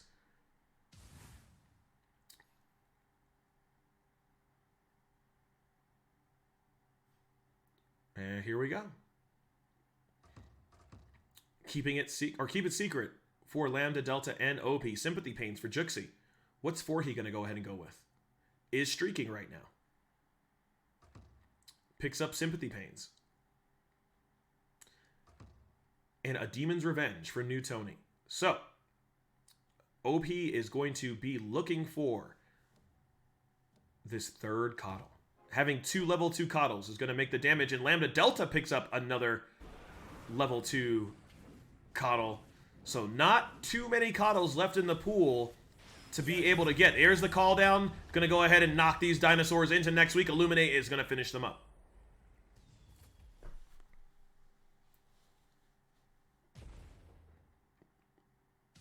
The mage build is working very well for OP. Has been committed to it from the very beginning. 1, 2, 3, 6, 9, 10 units on board. And BKB, but picks up a Moon Shard that he's going to almost certainly put onto DK. Expanded roster for Juxi. 11 big units for Juxi. Only I am fit to replace. All right, Forhi level 10, Lambda Delta level 10, and OP level 10. So for Juxi to be already on level 10 and be able to get the expanded roster keeps his advantage. OP gets another level 2 DK and gets the level 2 Coddle. Damage is going to be going wild here in a second. Puts the Eye of Skadi onto the backline DK, gives him some protection against these assassins. And here we go. Still has the protection of Aegis. Trying to put up another great performance. Can he turn this into another first place and another 8 points? Level 2, Tidehunter is going to go ahead and be in the front line. Here come all the mages. Broodmother's going to go ahead and fall. There's the plasma field. Ravage gives a little bit of time to his opponent, but it appears that this back line, whoever that is, can't even see who it is dead. Now, where are the Illuminates? There's the first one. The AM is now backline, trying to do the damage, and DK is on to the AM. DK, plenty of health, takes out AM. A second Illuminate is going to finish off what little hope that New Tony had of winning this. And here comes the DK, breathing fire all over the face of Anisix. But in the end, Anisix takes him down.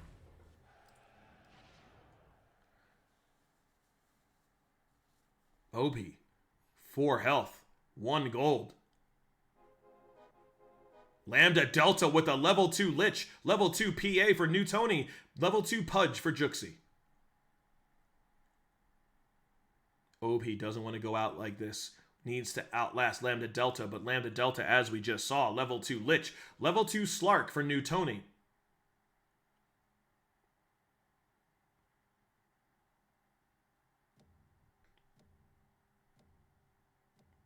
All quiet. Here we go. Lambda Delta. The other mage who has the best mage deck. You know, I would normally say the guy who has level 2 Lich has the better one. There is the Ravage. I haven't heard the Chain Frost go off yet. Oh, look at that. Double Illuminate takes out all of the opposing mages. And Lambda Delta is going to eat a big loss and is out. That's huge. Huge for Obi. Because Obi needs those pieces. Needs 3 more Coddles in order to get the level 3 Coddle. Needs those Liches that are out there. Needs the DKs. Only 2 away from level 3 DK. Level 2. Oh, there's 1 DK. Can he find the other? Obi only has 1 gold left. Level 2 Tidehunter for Forhi. For Obi, has another top 4 performance, does have the victory last round. So, this would be 5 points already in the bank. So 13 points through 2 rounds. If he were to lose right now. But isn't looking to do that. Is looking to punish Juxi. Juxi is our leader. 40 health. And here we go. Frontline Underlord. Still alive. Takes out the target dummy. Here's the first Illuminate. Smashes him. Can we get the second Illuminate? It does go off, but there's still so many of these little units that are still alive. This was the problem before. Can he finish them off? He does. Pudge down. Ogre Magi taking out the Spirit Bear. And now Lone Druid gets illuminated again. The Eidolons are going to be all that's left, but Illuminate is going to clean those guys up. 16 damage from Obi to Juxi. Enjoy it. Taste it. Drink it in. Anybody's game now. Juxi at 24 health. New Tony at 23. Obi at 4 with the Aegis. And Forhi at 12. Let's look in real quick to see if anybody else has an Aegis. And it appears that no one else does. And Forhi and Juxi both have the expanded rosters. We're into round 35.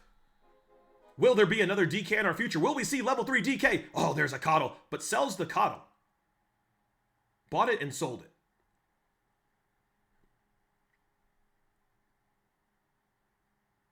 Really looking to try to make level 3 DK. But the problem is, even if he makes level 3 DK, he won't have another unit to put on the board. So probably would have just kept that coddle. Can he outlast Forhy here? Here we go. Going up against New Tony. Can he put 23 damage onto New Tony? Here come the assassins. Assassins are going to jump back, go ahead and fight against Luna and DK. But Luna is not dying. Goes ahead and gets that blade off. Illuminate. Double illuminate. Turns all of the players for New Tony into a flaming pile of garbage. AM is still frontlining, but as you can see, Hopkin ain't having it. Illuminate again. Everybody on to Anesix. And that is possibly, oh my god, 22 damage. Only 1 health left for New Tony. Hanging on by the skin of his teeth. Obi, 4 health. Possibly the best crew. Juxi took 12 damage. Next round, going into 35. Everyone's going to be able to live. But in round 36, it could be the end. Bringing it down for Juxi, fire suppression for OP, and crash for Forhy. What is New Tony going to pick up with 1 health? Chip in a chair. Can he outlast Forhy? Can he outlast Juxi? Who's going to fully refreshed for New Tony? Who is going to outlast Obi? Can they outlast Juxi? Who's going to dodge Obi? Nobody wants him. And since there's an even amount of players, only 1 player is going to fight against Obi next round. And we're going to see who it is.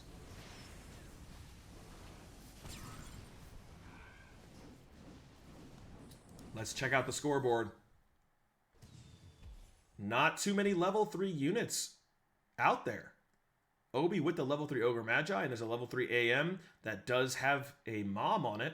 Oh, Refresher Orb, Divine Rapier, and Shiva's Guard.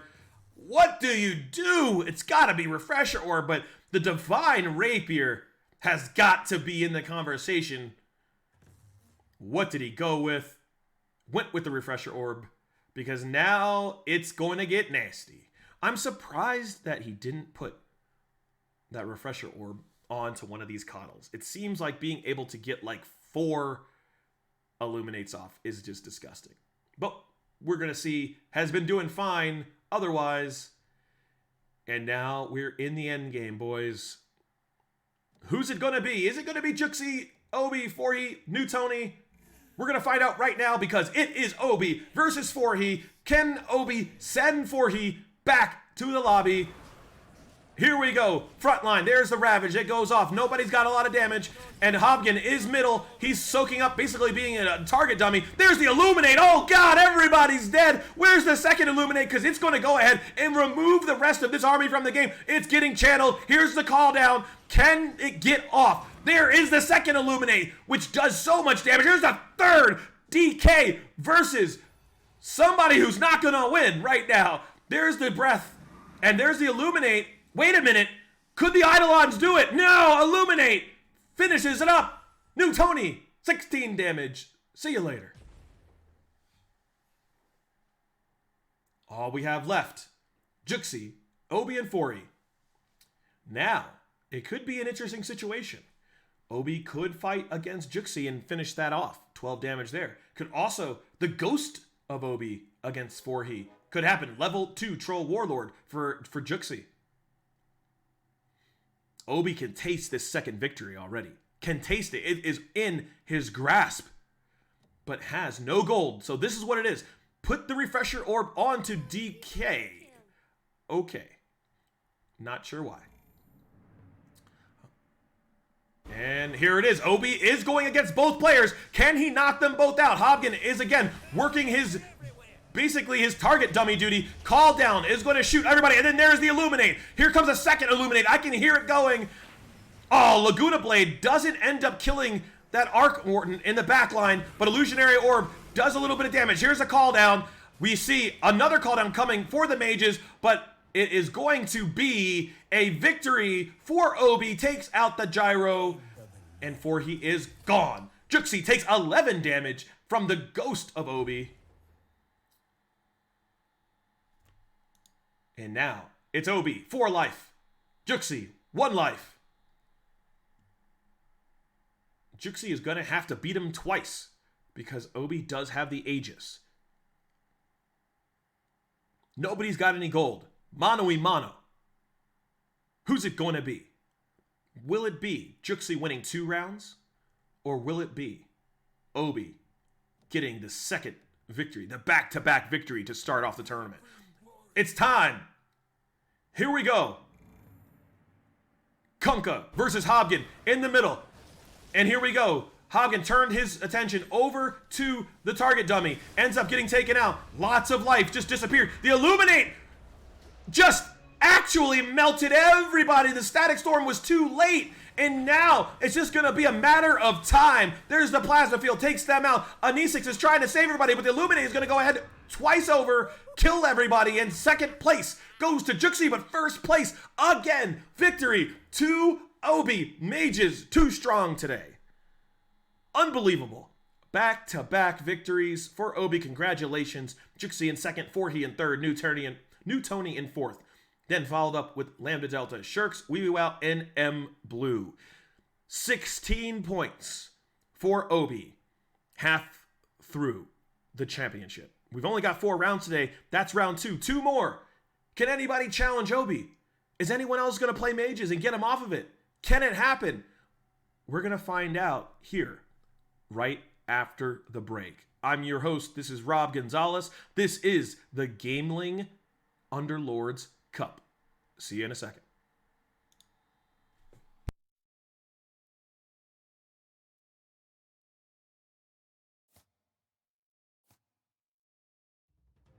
Yes, of course you want my help.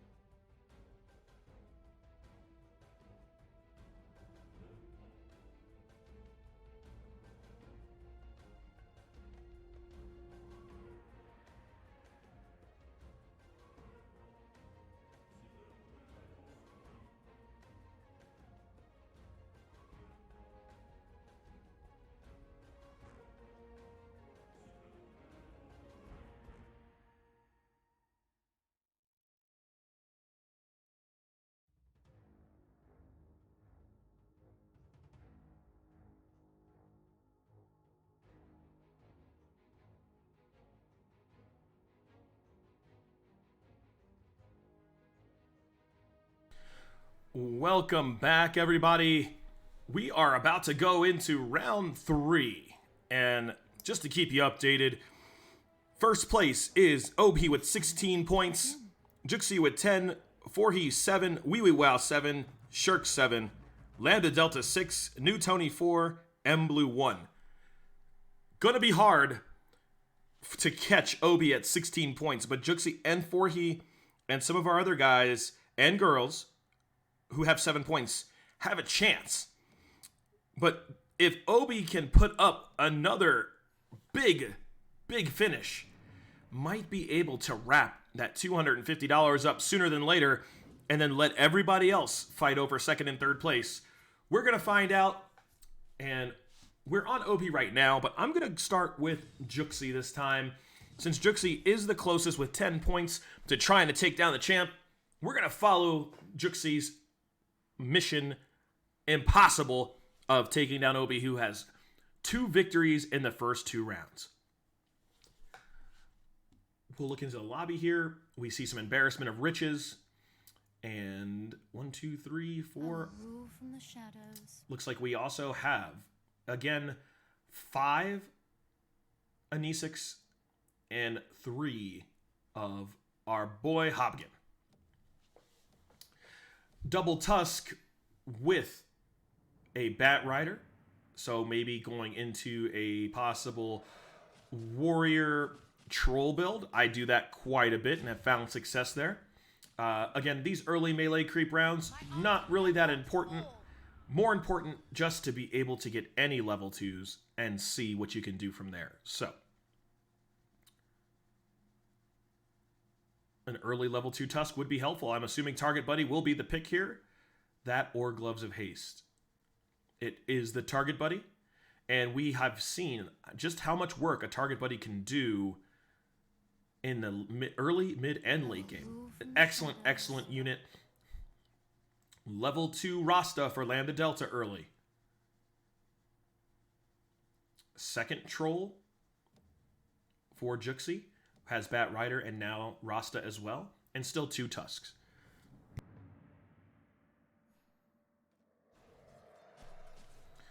It's going to be interesting to see if anyone else wants to go mages. We saw 2 players going mages last time, and being able to see if a third shows up. That will be the question.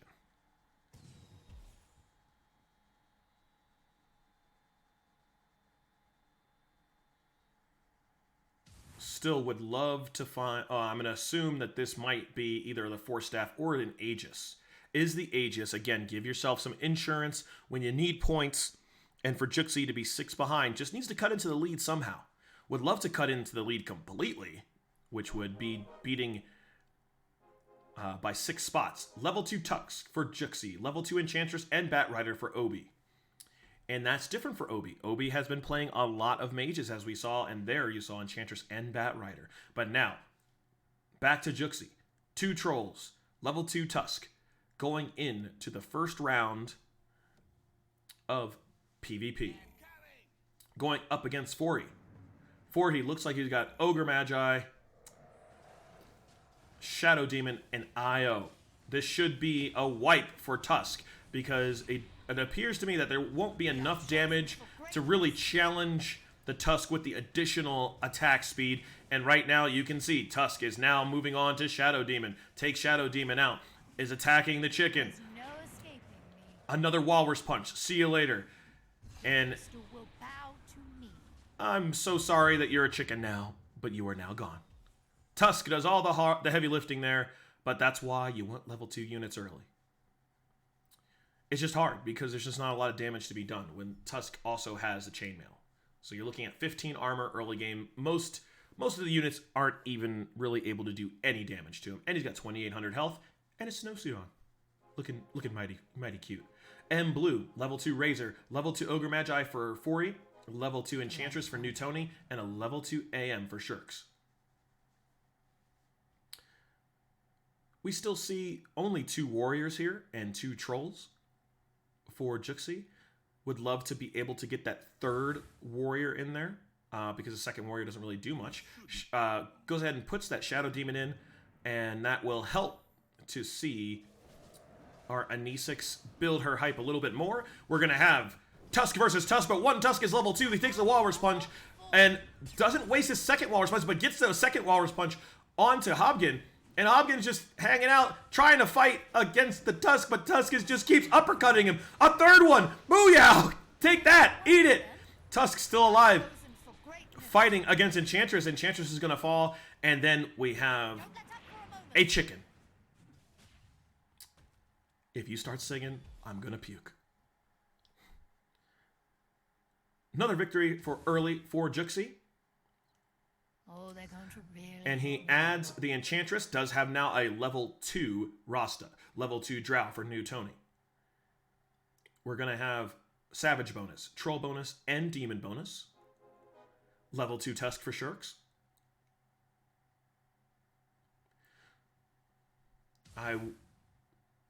Alright. That's an interesting ad. Wants to make sure he has the Heartless bonus, so we'll see how this works out. It's going to be Tusk versus Tusk, but one Tusk is attacking the target, buddy. So that means that this Tusk is definitely going to be taking out, because here's another Walrus Punch. Onto Anisix. Tusk, enjoy this Walrus Punch. Now enjoy being a chicken.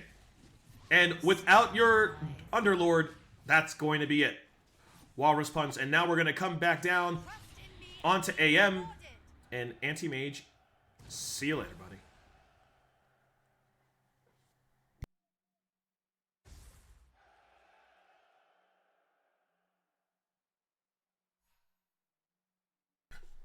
Tusk still doing the heavy lifting, almost 3,000 damage.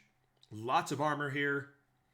And with the Heartless bonus, able to remove armor. I do now see a Quap level 2 for Shirks. And the placement of Anisix is really interesting, right behind the target buddy, so that it doesn't get hooked. And here we go. Going up against Fori again.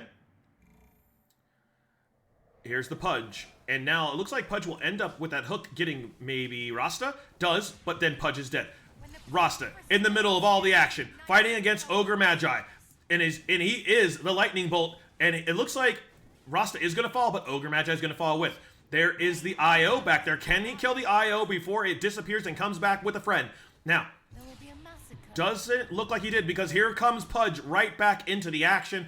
IO, though, is going to fall because Tusk is still alive.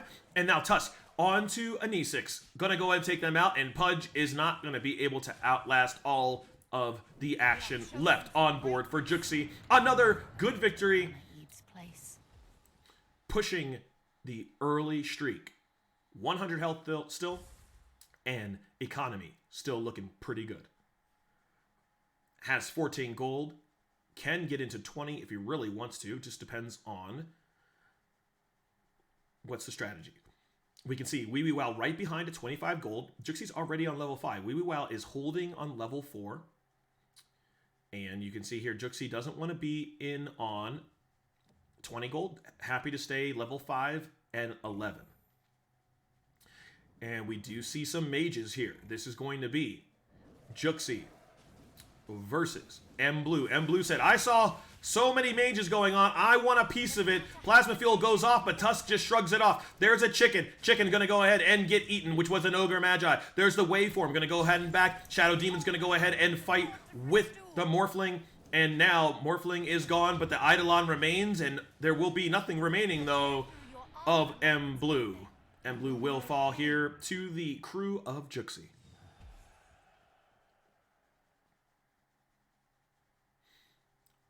Juxi starting really strong. 5-game win streak.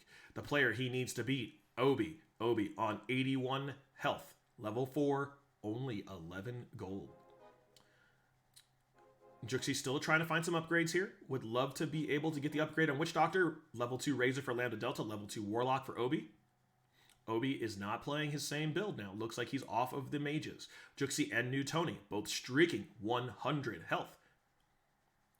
New Tony on 29 gold, though. Juxi sitting on 20. Will they play each other? We'll find out right now.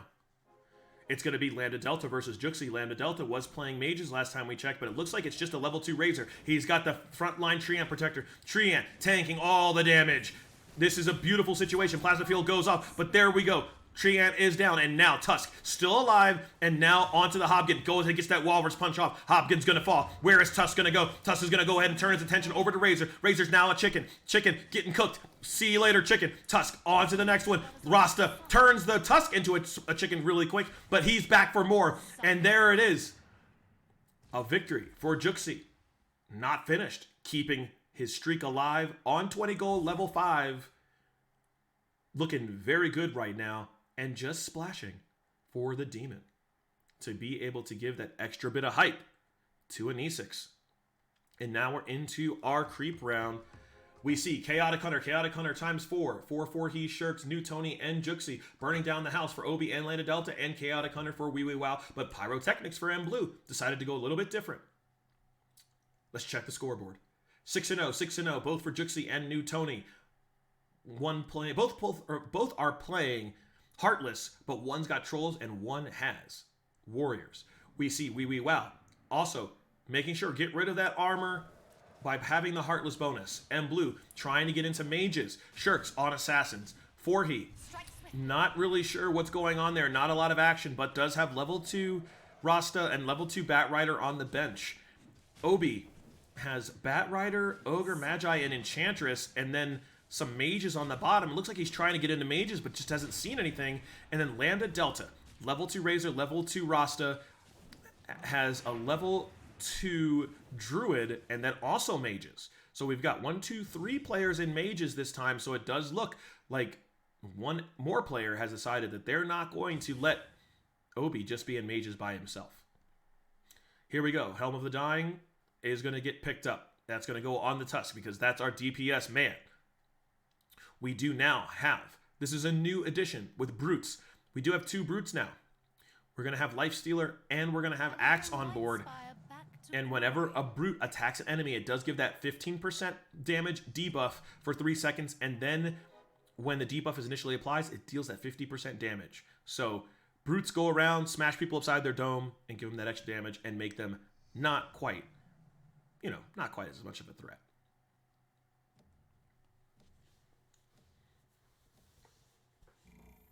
All right, Juxi versus Wee Wee Wow. Wee Wee Wow at 88 health, level 5, but Juxi is on level 6. There is the Pudge. Going to go do it like he does. Goes ahead and is tanking that damage. Where's the Hook? Hook goes ahead and gets Witch Doctor. Witch Doctor goes off and is going to go ahead and get that little mini stun off. And then Abaddon is also trying to do his best, but he gets turned into a chicken and gets followed by Tusk. And now Drow versus Tusk again. Walrus Punch finishes off Drow. We're going to have our poor Underlord turned into a chicken as well, and that is the power of Rasta, able to basically turn the biggest units into a pile of feathers. Can't beat that. New Tony and Juxi, 7-round win streaks. They have dodged each other, putting together big numbers at level 6, and New Tony, 48, now 50 gold at level 6. Juxi, 39 at level 6. Wee Wee Wow, level 5, 47 gold. And then everyone else still playing a little bit of catch-up. Obi in last place, but that doesn't really phase Obi. Has had multiple rounds of being there. I'm going to move this logo out of the way for you guys because that seems like that's not a good place for it. There we go. All right, here we are. Tusk versus Tusk. Walrus Punch for the level 2 Tusk. But the level 2 Tusk returns the favor and is going to go ahead and take out the Tusk there. In the middle of the action, you see Axe fighting up against Pudge, and Pudge falls. Now, Slark getting all the attention, and Slark is going to die. Level 2 Tusk does have the helm, still alive for a little bit, gets the Walrus Punch off before he falls, and now it's going to be up to Drow to take out the Axe, and Axe isn't going to be able to take out that Drow. Drow is still alive, and now it's going to be up to Rasta to finish it off, and it looks like he should have no problem doing this because an E6 is still alive. So that's going to be it.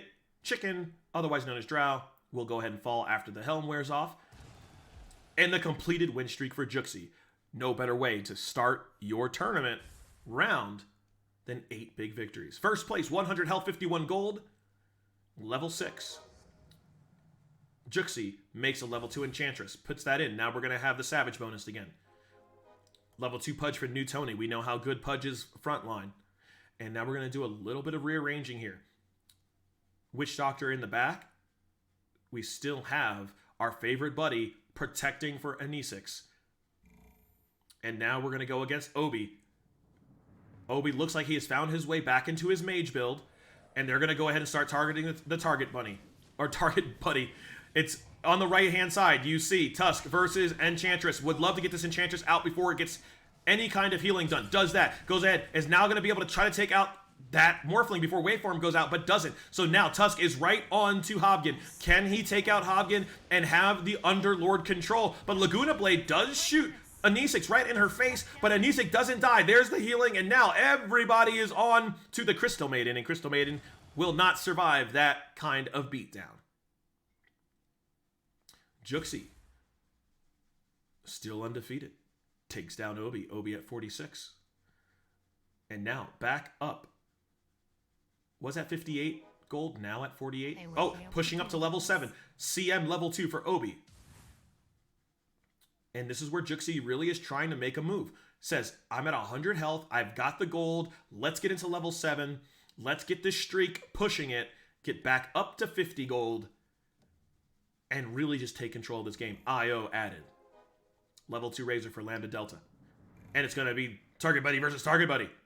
Level 2 Pudge. We see IO back there putting that link up onto Drow. There goes the Target Buddy. Target Buddy for Juxi, still alive. There's a chicken that's going to be walking around, gets Walrus punched off of Earth.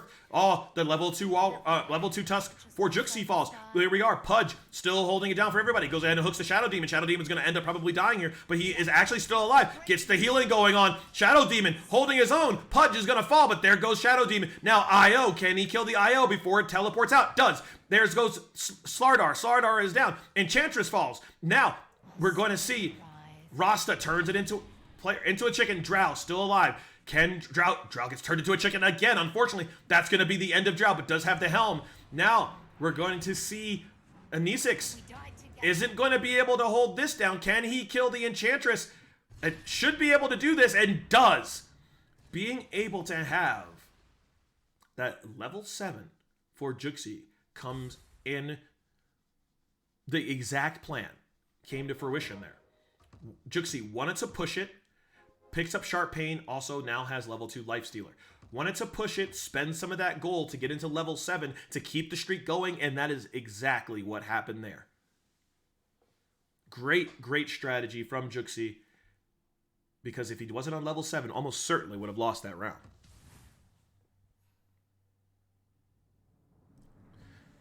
All right, now that we're into our creep round, let's take a look into the lobby and see what everybody has. Juxi in first place. We've been watching and we know what's going on there. New Tony picked up 2 losses, but does have the Warrior Heartless Savage going on. Forhi, looks like we've got Heartless Troll, Shirks on Assassins, more Heartless, M Blue on Mages, Obi on Mages, and Lambda Delta on Mages. All bottom 3 on Mages, but Obi's got double Aegis and has all the time in the world, hopefully, to be able to get that mage crew together, but is fighting 2 other players. Oh, big time contract and an Aegis. Will he get the second Aegis here with such an advantage? Probably not. I can't imagine a second Aegis here when you're in first place. And like I said, doesn't pick that up. Goes ahead and picks up a mana producer, which is the Brooch of the Aggressor, for his Rasta. Everybody going to level 7. So now everybody's caught up with Juxi. And level 2 Treant for Forhi. Level 2 Natures are for Lambda Delta. Nature's Prophet.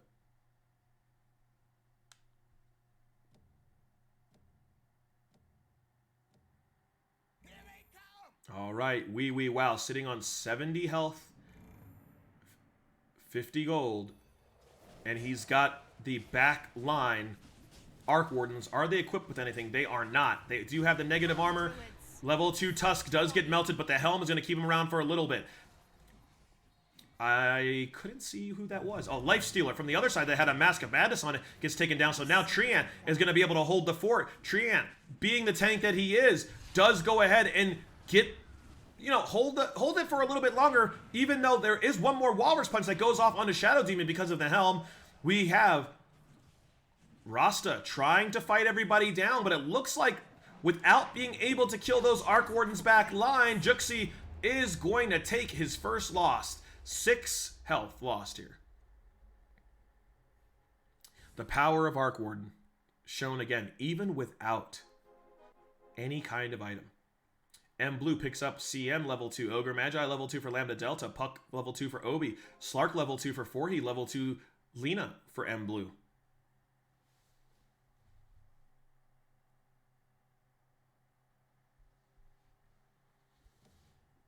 And now we're ready to get into round 17.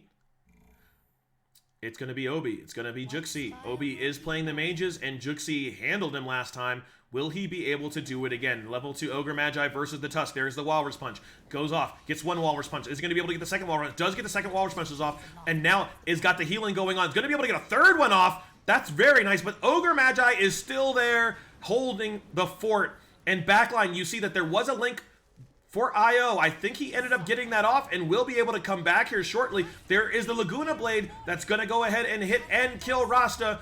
And IO has brought back the level 2 Lifestealer. Lifestealer goes ahead and takes out Puck. But these mages are going to be able to finish up. CM level 2 didn't die. Lena level 2 didn't die.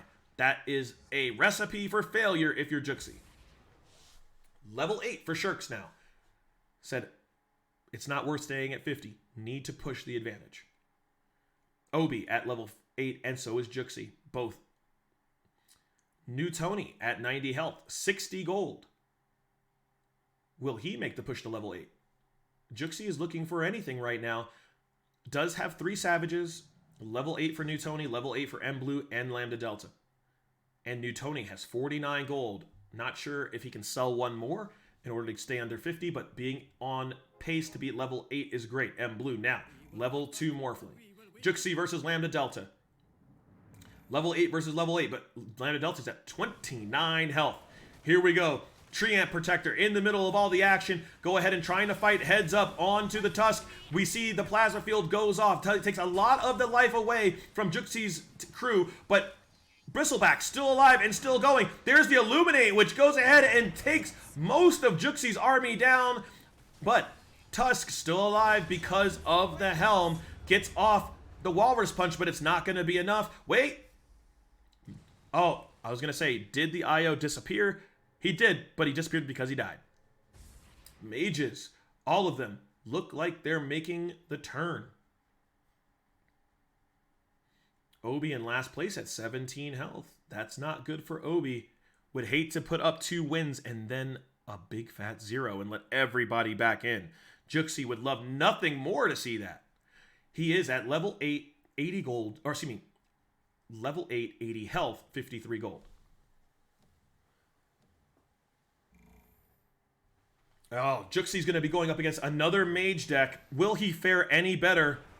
Level 2 Lena back there. We're going to see Ogre Magi gets a Walrus Punch and then gets melted. There's the Plasma Field. Takes out everybody. Here comes shortly for Coddle charging up the Illuminate. And here it goes. Blast everybody off of Earth. It's going to be up to IO to maybe bring somebody back, but looks like Bat Rider is going to fall. Enchantress is going to fall. And Laguna Blade finishes off the Bat Rider. Mages kicking the snot out of Juxi. Hates to see it because he knows that Obi is also playing mages.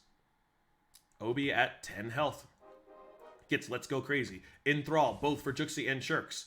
Friendly Fire for M Blue, and looks like everyone else is going with Enthrall. Level 2 Pudge for Wee Wee Wow.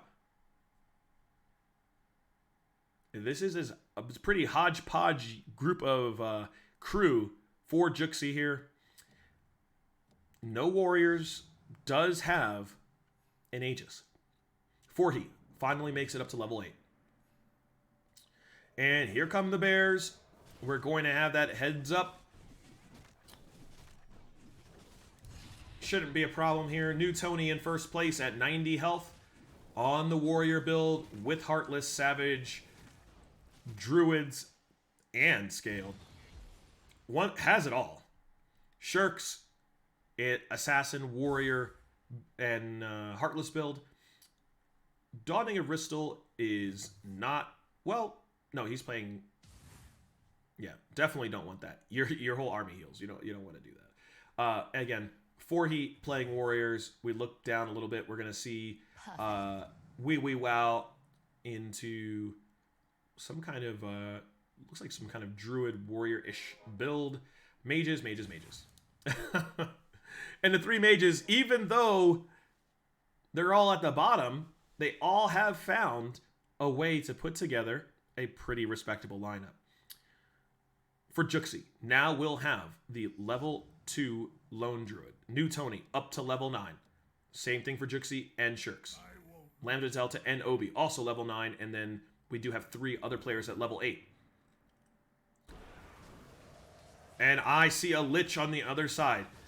And the time is now, because here we go. Is you see the Chain Frost going around, doing what Chain Frost does, illuminate, doesn't target all the units, but it does get enough.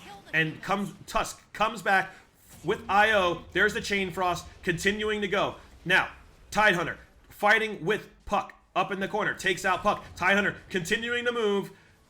Now, onto Lena. There goes Lena. There's a Chain Frost. And Tusk got frozen by CM. Ravage on CM doesn't matter. Level 2, CM is going to be able to do the job. Lich stayed alive the whole time. Not good for you. Level 9 for Fori. And Obi, 10 life, puts together a level 2 Coddle. Level 2 Razor for Obi. Level 2 Puck for Lambda Delta. Lambda Delta and M Blue, both streaking. No one else. Level 2 Kunkka for Juxi. That's a nice add, especially with the Troll Warlord in the back. But no weapon for Troll Warlord. Gonna have to do it naturally. Get to round 25 and hope to pick up something. Here we go. It is Kunkka versus Pudge. Pudge gets the hook off on Shadow Demon. Shadow Demon gets melted. Now, Troll Warlord has turned his attention to Pudge. Pudge is going to get melted here shortly. Will he get the hook off before he does? It looks like he will get a hook off to go ahead and get Rasta in there, and he does last a little bit longer. Now, Troll Warlord turns his attention over to the Life Seeker, or Life Stealer, but Life Stealer is down. Now, can Troll Warlord take out Treant before he gets crazy? He does. Now, what do we see here? We see a link with Io and Shadow Demon, but Troll Warlord is doing his best to take out this Shadow Demon, but he's getting taken down by the Drow. And now, without having the Troll Warlord, you can guarantee that that will be a loss for Juxi. And that's going to hurt. Wee Wee Wow puts 9 damage on him. Obi spending all of his gold at 10, praying, and is at level 9. Lambda Delta streaking. Shirk streaking. Who's going to be the first to push to level 10? There's level 9 for Wee Wee Wow. Level 2 TB for New Tony. Man, Obi is leaving the door wide open for somebody to get back into this tournament. Here we go. Shirks versus Juxi. Both of them right around that 56 to 61 health range. Slardar takes out Tusk. Here comes an incoming boat. Going to give you that stun. Weaver off to the left. Hasn't died yet. Going to go ahead and teleport. Teleports into death. Mid-ground. Pudge is still alive. AM gets taken down by the Troll Warlord. Troll Warlord finishes it off. Oh, a little boat just on one unit. But that's going to have to be fine. Troll Warlord still staying alive. And he is targeting Slark. So Slark should be able to fall now. There's a chicken that gets fall. Weaver's down. Nyx Assassin doesn't take down the Troll Warlord. But now Troll Warlord falls. Here comes a boat. But that boat is going to not be enough. Kunkka taken down by insects. Going to have to get some cleaning for that boat. Some insecticide. M Blue at 3. Obi at 10. Lambda Delta, 25. M Blue only has 1 point. Whatever the strategy he thought was going to work today has not worked for him today. Has been leading from the rear. Juxi.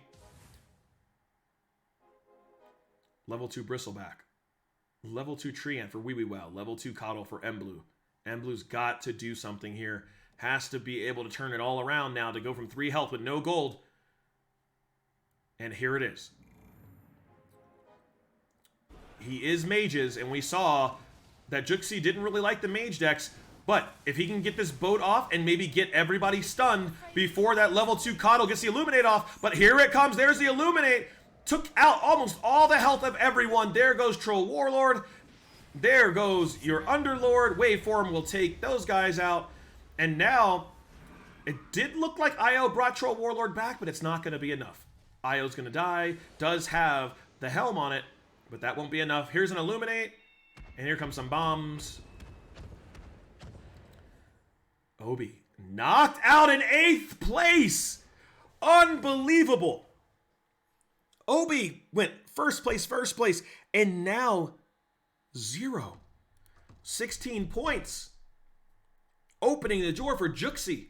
Juxi now only needs a 2nd place in order to tie. If Juxi gets 1st place, we'll take over. Going into the last round. Some intrigue. Level 2 Coddle for Juxi.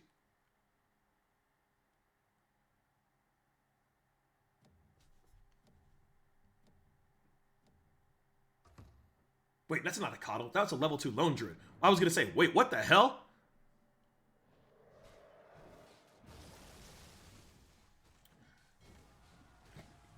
Coddle and Lone Druid look too much the same in their little icon. They confuse this old man.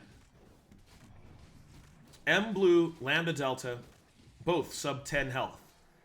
Can they make it out of the cellar? Blue has outlasted the champ of our first 2 rounds. And this is what happens. Instead of no one playing mages or just one other player, there were 3 mage players. And Obi said, I'm still going to force it. Didn't work this time. Who will be the next? Will it be Lambda Delta? Will it be Blue? Lambda Delta has 6 points. Really needs the victory to be able to get 8 and be in 14, which would put him possibly into 2nd place. Moon Shard for Blue. Refresher Orb for Wee Wee Wow. Another Refresher Orb for Shirks. Level 10 for Fori. Ready to make that push. Doesn't want to lose right here. Tidehunter level 2 for Juxi. That's a very nice upgrade, especially with the Blink Dagger. Level 2 DK for Lambda Delta. For if you're playing mages, you definitely want that. But remember here, look, Lone Druid has Bracers of Desperation. That means you're going to get a couple of Spirit Bears, and 1 Spirit Bear isn't as good as 2. You know that. Let's not do that again. Let's not do that again. Juxi versus New Tony. New Tony, level 9, 69 health. Ravage goes off. Where is the boat? Need to have that going. Because here we go. We see Bears up front. There is the Ravage again. Here comes the first boat. Being able to knock it down. Pudge is still alive. Slark falls. Pudge falls. Level 2 Tidehunter possibly could fall here. Sitting on very, very little health. Ends up getting taken down. And now you see, here comes the boat. Lambda Delta does get knocked out in 7th place. There's a Ravage. Can it be done? Can Juxi make it all the way back here? It appears he's going to be able to, even in the face of this level 2 Tidehunter that's been around, having this Spirit Bear around and still having the target buddy hanging out, will be a victory for Juxi. Level 2 Puck for Blue. Blue is outlasting these other players. Has 3 health. We do see a couple of ages sitting in the lobby. Level 10 for Shirks. Needs to improve. Shirks knows she has only 7 points. This is the opportunity with Obi falling at 0 to be able to make up some ground. What will it be? Juxi versus Fori. Fori just leveled up to 10. Arc Warden, backline. Only a level 1 Arc Warden. Level 2 Tidehunter does get the Ravage off, backline. Here comes a boat. Treant, gonna get taken down. But look here, in the middle. Level 2 Tidehunter is... Will it get melted? Can it survive and get off another Ravage? It does not appear that it will. Wow, Blink Dagger gets in the middle, hits everybody with the Ravage, and then here's a boat. Backline, you still see Troll Warlord does have negative armor, but that's all right. Oh, M Blue falls out in 6th place. There goes the Spirit Bear. Uh-oh. Now the corner has been turned. Juxi looks like he's going to fall here. Doesn't have enough damage. Forhi, that level 10, good enough to take down Juxi here. 11 damage.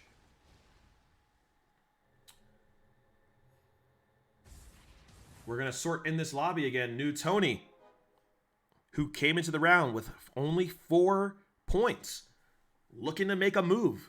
First place would be 8 points and then give him 12, which would move him possibly into 2nd place. Level 10s for everybody except Wee Wee Wow. Wee Wee Wow feels very comfortable where he's at. Says, I don't need to spend any gold just yet, but the difference between first and last, 59 to 26. Juxi versus Wee Wee Wow. Wee Wee Wow, like you said, level 9.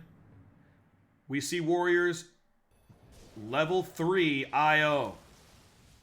All right, Tidehunter gets the Ravage off.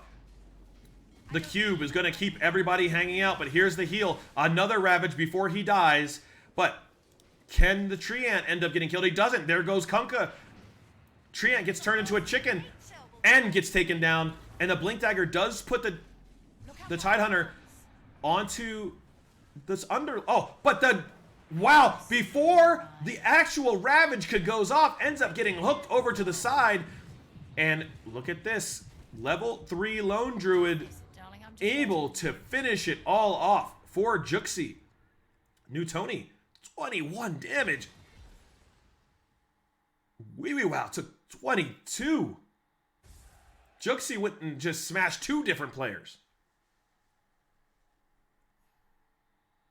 Shirks, she is streaking in 1st place. Oh, level 2.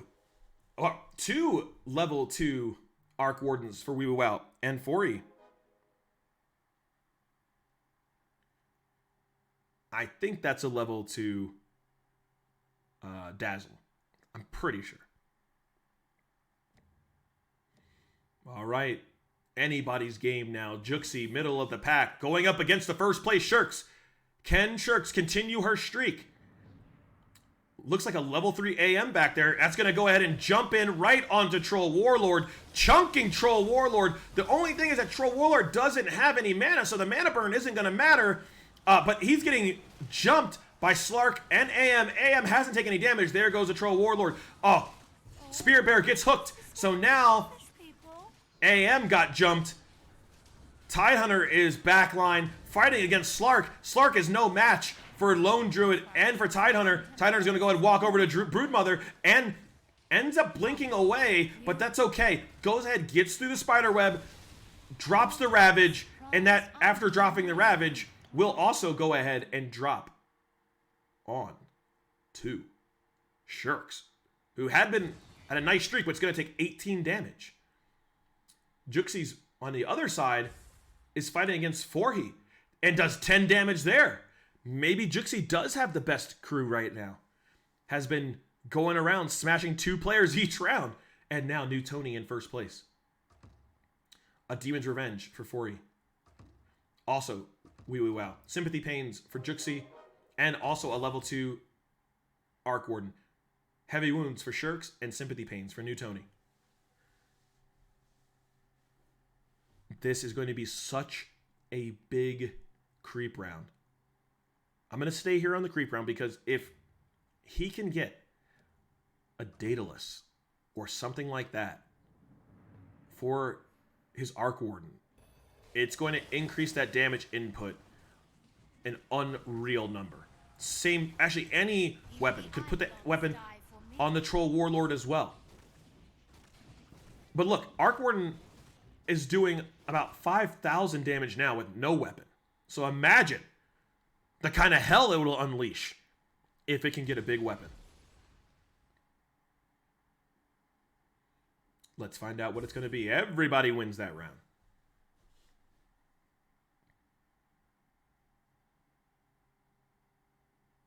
Oh, Refresher Orb, BKB, and Poaching Knife. Not what you want to see. Sharks picked up a Daedalus, Iascady for Tony.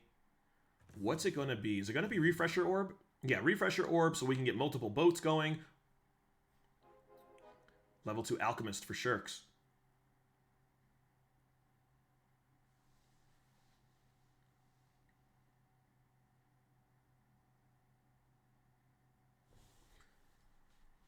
Still don't like this placement of the logo. Let's put it over here. There we go. Looks a little bit better.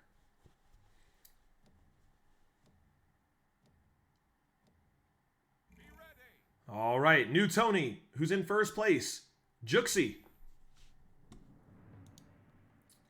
It's going to be middle ground. The Boats of Kunkka versus the Hook of Pudge and the Ravage of the level 2 Tidehunter. There it is. Here comes a call down. It ended up shooting the Tidehunter that's way over there. Double boats coming in. And as you can see down here, Troll Warlord is trying to do his best. Gets the call down on his head. Level 3 Lone Druid over here doing God's work. And the whole team is getting melted right now for new Tony. This is going to be another 20 spot. Wee Wee Wow knocked out by Forey in 5th place. New Tony, 23 damage. Shirks takes 14 damage. Forey's the one that's now applying the pain at 3 health. Juxi moves into first place. Level 2 Alchemist for new Tony. Level 2 Pudge for Forey. And now Juxi is the one that's actually able to get a little bit of a streak going. Level 2 Gyro for new Tony. Level 2 Arc Warden for Shirks. Level 2, wow, level 2 Medusa and level 2 TB for new Tony. Not to be outdone. And level 2 Sniper. Spending that gold, new Tony knows, at 4 points coming into the round, desperately needs to get this victory. Juxi has now got a total of 15 points and trying to improve. Here comes one boat. Where is the second boat? There. See what's in a Ravage. Pudge is going to fall. Alchemist on the right-hand side, punching his way through, gets turned into a chicken, does a couple of bounces, finds his way onto and in front of Kunkka, and Kunkka says, "Get out of my house." Kunkka now onto the Anisix. And is taking damage. And this could spell the end for Shirks.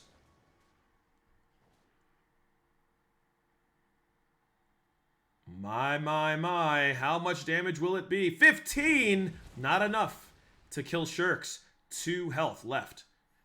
We've got 30, 15, 3, and 2.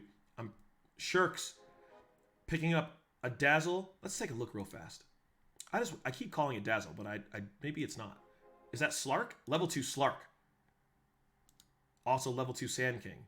Alright, so the one I thought this whole time was a Dazzle, ended up not being Dazzle, was Slark. Good to know. But Juxi in first place, streaking. Level 2 Arc Warden, no weapon. And we'll see if that continues. Going up against Forey. Can he finish Forey off right now? Pudge is going to be in the middle ground. Here comes the ghost ship. Goes ahead and gets everybody stunned. Pudge falls down. There's a call down that's going to be right on to top of Troll Warlord. Troll Warlord takes 2 hits. Doesn't really care about it. Incoming boat for Tidehunter, as well as some axes from Troll Warlord. Here comes another call down. Gonna take a second call down. Troll Warlord doesn't give a crap. Takes out the ghost ship and Kunkka. Now takes out Slark. Gets stunned for a little bit. Doesn't care. Is gonna be able to take out this Arc Warden. Continuing on. Looking at a chicken. Oh, Shirks falls in 4th place. So now it's gonna be a matter of, can these Arc Wardens get taken out? They are gonna be taken out. One of the players is a chicken. That's a Gyro. The call down isn't gonna matter. And Juxi, with the victory, Maybe no. takes out Fori. This is the moment now. In second place, Juxi now, no matter what happens, will have 16 points. New Tony came in with 4, has banked a minimum of 6 points to give himself 10. But can New Tony finish it off and get the 8, which would put 12, put him into third place, it appears? We're going to find out. Neither player has a lot of gold to work with. Juxi streaking.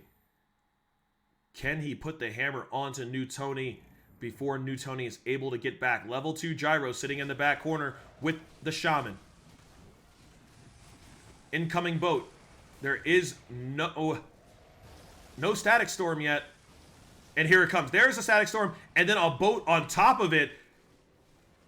As you can see, the Tidehunter did blink over, but there is a lot of red still on this board. Io brings back the level 2 Kunkka, so it's Kunkka level 2 versus level 2 Kunkka. There's a Static Storm over there, doesn't hit. Boat does go ahead and hit both the Io and the Kunkka to take them out, and now it looks like New Tony is the one that's in control.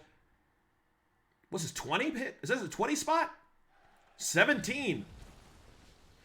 Oh my, next round could be the last round. We're going into level 35. Can Juxi find a weapon for his Archmage? Goes with bringing it down. But Troll Warlord and Archmage have no weapon, and that's really what makes them good. I mean, granted, they are good naturally, but putting some sort of weapon on them is going to be the difference. Fully refreshed for New Tony. 15 health versus 13 health. New Tony sells, gets up to 20 gold. Wants that extra gold because you never know what is in store and what you may need. Ghost Ship is going to go ahead and hit our Chicken Dragon. And now let's see what comes from this creep.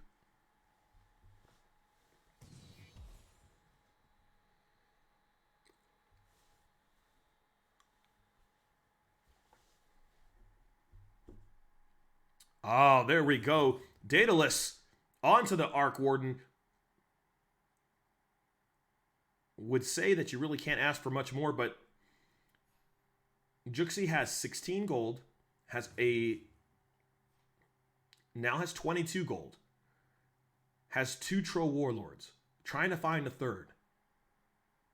Also, this is kind of interesting, sitting on double Faceless Void. I would assume that you would sell these Faceless Voids and try to roll into this Troll Warlord, because next round is probably going to be the last round. But decides against it.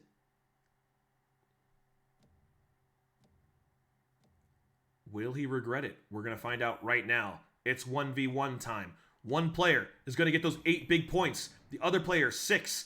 But either way, everybody's going to be in contention because our leader, Obi, finished in 8th place and only has 16 points. Alchemist gets taken down. TB does transform. Here's a boat. Here's a call down. The Static Storm turns off this back left units. They don't have much health here. Io is still alive. Does disappear and is going to come back. And who does he bring back? But there is just so much action coming from New Tony. There's another Static Storm. And it looks like New Tony will be able to win this against Juxi. But Juxi does have the Aegis.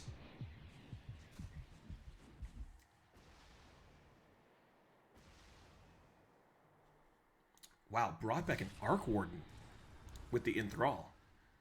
-10, not enough to get the Aegis to pop, but enough to definitely put the fear of God into Juxi. Oh, level 2 Troll Warlord incoming. Will it get the Daedalus? Probably not, because both Arc Wardens were putting up 9,000 spots.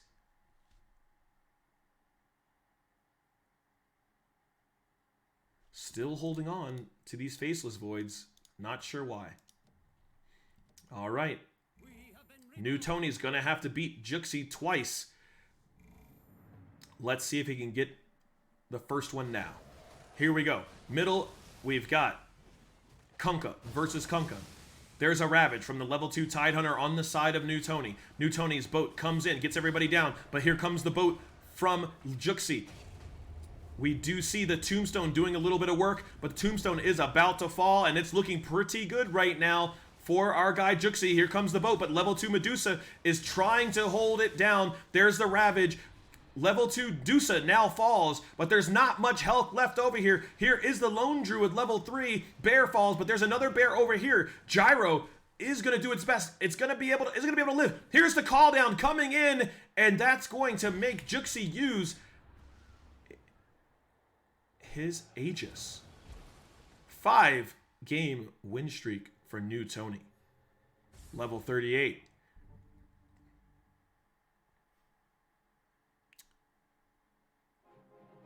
Level 3 Drow for New Tony. It's not looking good for Juxi. Juxi hasn't been able to put together anything right now. Still sitting on those Faceless Voids. Not sure why, but decided to sell the Gyro. Has a level 2 Arc Warden to put in.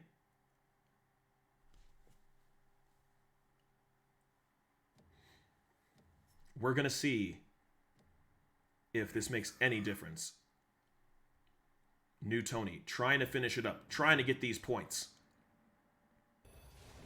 Regardless of what happens here, Juxi will be tied for second place going into the last round. There's the Ravage. Here comes a boat. Arc Warden, lots of them. Doing the damage. Call down. Doesn't blow anybody. Oh, there it is. The second one goes ahead and gets the Anisix down. We haven't seen the Static Storm yet, but 2 Spirit Bears are alive and kicking. And now the Shaman is going to fall. Medusa doing her best to go ahead and turn everybody to stone, get these shots off. Can they kill the Arc Wardens in the back? They do. Arc Wardens are going to fall, but level 3 Lone Druid is still alive. The enthralled unit ends up dying, and now it's going to be up to Gyro. Is that 2 Gyros? What is... Is it a sniper back there? I can't... It's a sniper. Sniper! Gyro! Finish it off for New Tony. 8 big points for New Tony to go from 4 to 12. First place in the bag. Juxi, second place.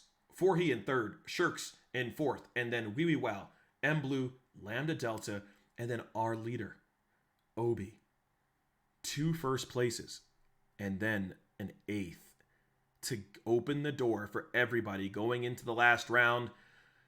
It is literally anybody's game to walk away with that $250. Who is it going to be? One more round. One victor will be crowned. All of that is going to happen here in the GamelinG Underlords Cup right after the break. See you then.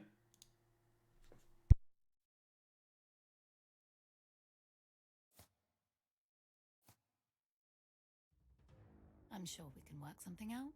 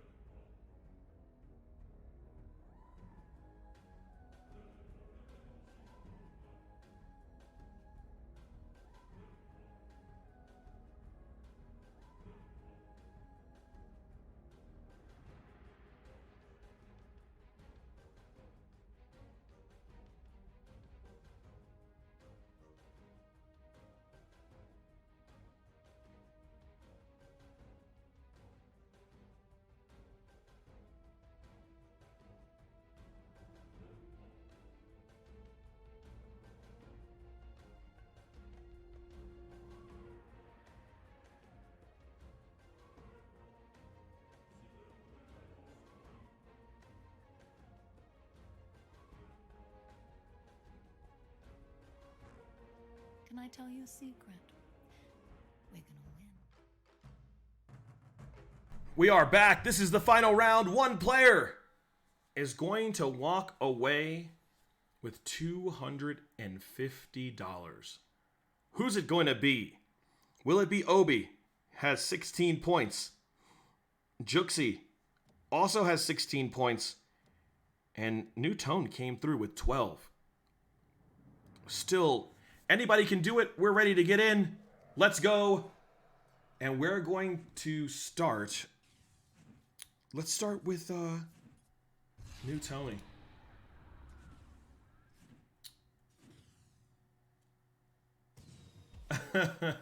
M Blue giving everybody, tell them I'm a win. Good luck. You got to be kidding me. Just cycle through them all. We've seen a lot of people just snap pick chainmail, and again, there is another snap pick of chainmail. New Tony. Trying to do work with Anisix or Nesix. Not sure. You can always feel free to make sure I'm pronouncing it right. Does have double tusk. And we've seen just how well Tusk can perform. One would love to be able to get that level 2 Tusk early. I'm going to see if I can find you an updated score.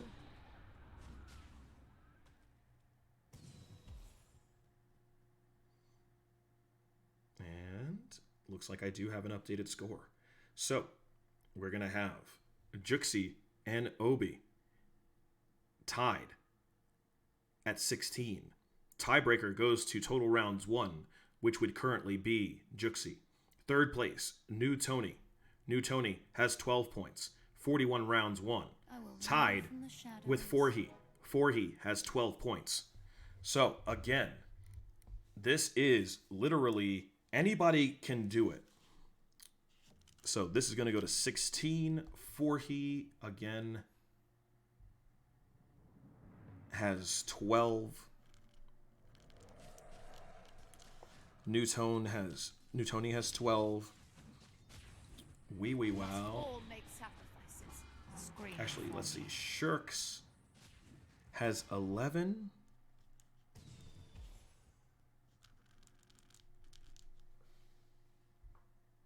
Wee Wee Wow and Lambda Delta 10 and 7. And then our boy Blue with 3. All right. Based on what I have, I should be able to give you who the victor is after this game is done.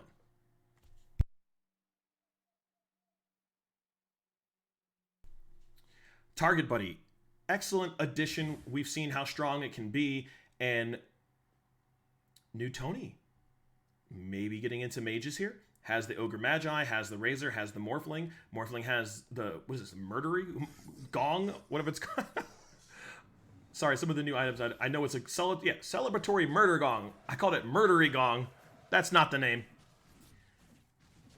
And Target Buddy doing its best out there. AM fighting with Ogre Magi, really not doing much. As you can see, it's literally just getting smoked. Gets a plasma field for its trouble, and Ogre Magi is going to go ahead and move on to Axe. And both of them don't seem to be doing much to one another. So, if that's the case, it could be, can the opposing Anisix get taken down? And it looks like Morphling is going to be able to waveform and finish her off. So now it's just a matter of, well, I've got my Underlord, you don't. So you're probably going to lose. And just like that, he does. New Tony takes out Wee Wee Wow.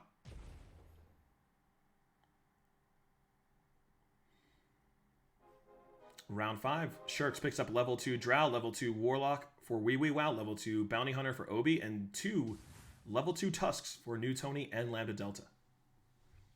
That will make sure that Tusk finds his way back in. So now we're going to have Tusk, 2 Primordials, and a celebratory murder gong. Gonging them. Juxi versus New Tony. Juxi, who we watched last round, ended up getting second place. And for Juxi, we see Shadow Demon in the back, but to Tusk, little too strong right now. Gets the Walrus Punch off on Enchantress. Hasn't killed it yet, so but there it goes. Now it's down. Tusk gets Walrus Punch onto the other opposing Tusk and will be able to take him down. And look at this. Level 2 Tusk is not dying. Is just continuing his reign of terror onto Anisix. Can he take the Anisix down? Doesn't, but Anisix falls to the Razor. And now Morphling just has to finish up on the Shadow Demon. Eidolon is going to go ahead and attract some attention here. And this will be just cleanup duty for Razor. New Tony gets the victory. 100 health still. Same thing for Lambda Delta, 100 health. We need to adapt. Level 2 Drown for M Blue. Everything is going according to Level 2 AM for New Tony. Now, M Blue could do a lot of damage here. Even though the best that M Blue could do is 11 points, which is good for actual nothing. A first place could throw a wrench in everyone else who needs those points.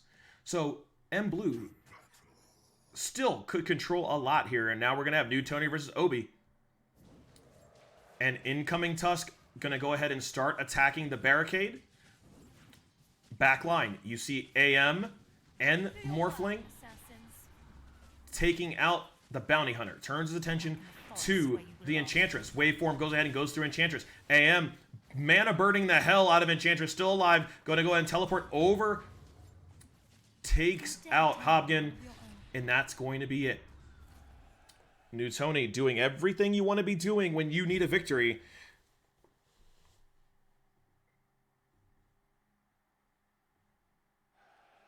Unfortunately for New Tony, doesn't control his own destiny. Because if New Tony ends up with a win, that'll give him 20. That means that Obi or Juxi would only need 5 points in order to pass. So we're going to see. But if Obi or Juxi get 4 points or less, New Tony is still in it. Level 2 Razor for New Tony. So this looks like just a collection of good stuff right now. Level 2 Razor, level 2 AM, Nyx Assassin, level 2 Tusk, Morphling, and then our good friend, Target Buddy. Hey, buddy. Doing God's work, 2,000 damage, you big old wall. Shirks versus New Tony. I see some trolls going on over here. And right now, looks like Dazzle is about to fall to the Tusk. Anytime now, Tusk takes him out. There's the Murder Gong. Tusk has a Walrus Punch ready for Rasta. Rasta turns... I didn't see who Rasta turned into a chicken, but Tusk is still alive. Gets the Walrus Punch off onto the Rasta. And now Rasta does fall. Tusk is still alive. Has turned his attention over to Bat Rider. Bat Rider is going to go ahead and fall. Tusk onto Drow. Walrus Punch for her. That's going to be it. And then Witch Doctor is going to be eliminated by Tusk. New Tony, the only person left at 100 life, but no economy right now. And to be fair, the only person with any kind of economy is Obi. Level 2 Beastmaster, level 2 Enchantress, level 2 Enchantress for both M Blue and for Forhi, level 2 Wind Ranger for Shirks. New Tony and Wee Wee Wow streaking. 4 for New Tony, 3 for Wee Wee Wow. This is going to be fun. New Tony versus Forhi. And this is going to be interesting. We do have this level 1 Pudge, who goes ahead and does end up hooking his Underlord. And Anisix, you don't really want her there, but Pudge goes ahead and falls. And this actually looks way better than I thought it was going to be, because now New Tony is just taking him, just cleaning house. But the level 2 IO came back and brought Pudge with it to turn the tables. Anisix, will she be able to survive? There is the Scream of Pain to take out Pudge. And now it's just a matter of taking the IO out. It looked like it could have been close there if his Anisix would have fallen, but didn't. 5-round win streak for New Tony. 21 gold. Looking for another Morphling. Has the Assassin bonus. Level 2 Rasta for Shirks. Level 2 Ogre Magi for Obi.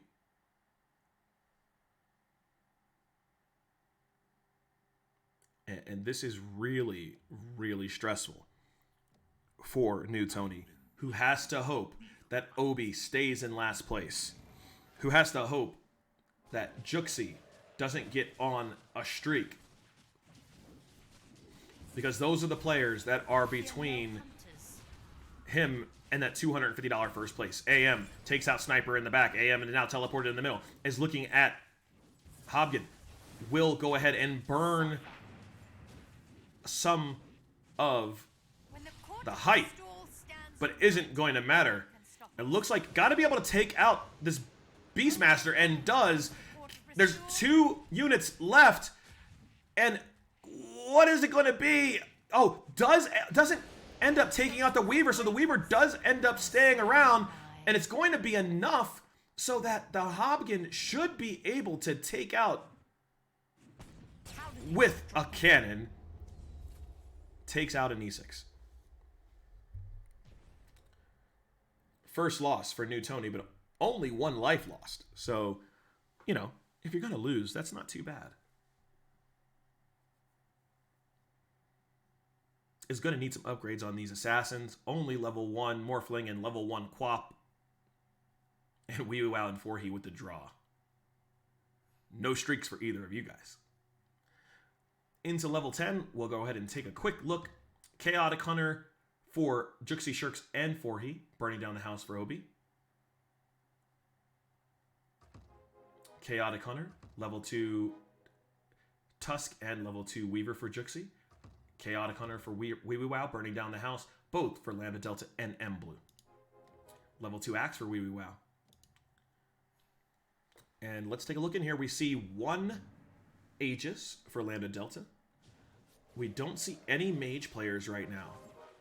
Maybe everybody got scared off of a little bit. New Tony has the ability to get into mages a little bit. He's tasting the mages. Has the level 2 Razor, also has 2 other Razors, and has 2 Pucks. Whereas most of the lobby, except for Obi, Obi is looking around and saying, maybe I can get into mages if we can keep the rest of the lobby off. 1 player in mages is fine. Multiple players in mages were the problem in round 3 for Obi. Now, Obi does control his own destiny. If Obi wins this round, Obi will win the tournament. If Juxi wins this round, or Juxi will win the tournament. And New Tony needs a little bit of help. Forhe also needs a little bit of help. Both of those players at 12 points. Ooh, picks up the Smuggler. Smuggler is very good. Being able to get into some of those tier 5 items late game, Assault Curious, Divine Rapier, all of that stuff is really great to be able to get that 1 round earlier than everybody else. Level 6 for Lambda Delta, Juxi, M Blue, and Shirks.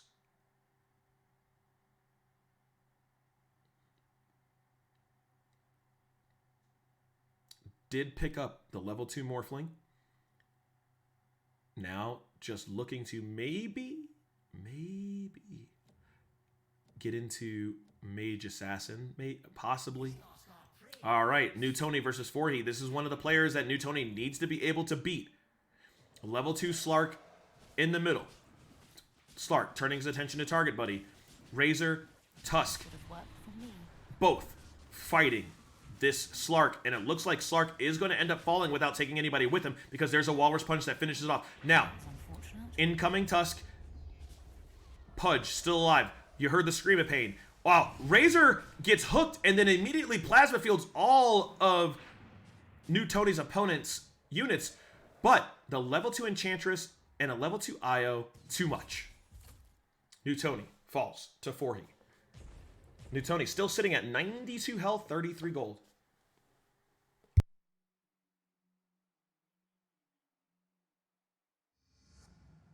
But you can see getting that level 2 Morphling. Now Morphling is putting up about 5,600 damage. Excellent upgrade. Level 2 Pudge for Shirks. Shirks not going out without a fight. Level 6 for Obi. Level 2 Magnus for Wee Wee Wow. Don't see a lot of Magnus getting upgraded in my experience. Level 2 Razor for New Tony. So now we're sitting on 2 level 2 Razors. Maybe be able to finish that up and get a level 3 Razor. Plasma Field is very good. Treant in the middle, holding it down. Does New Tony have the damage to be able to take out Treant before it heals? And Treant is going to be able to soak up a lot of that damage and does get taken down. There's the waveform. But only one Razor is now up. Razor and Morphling trying to finish this off. Rasta out there doing it. Turns the other Razor into a chicken. Morphling is going to have to be able to get this waveform off. Does, but can he kill? Where goes the Witch Doctor? And this little bit of health on the Razor is going to be able to, hopefully be able to do it because the Eidolons are still alive. And that's enough to take out Hobgin.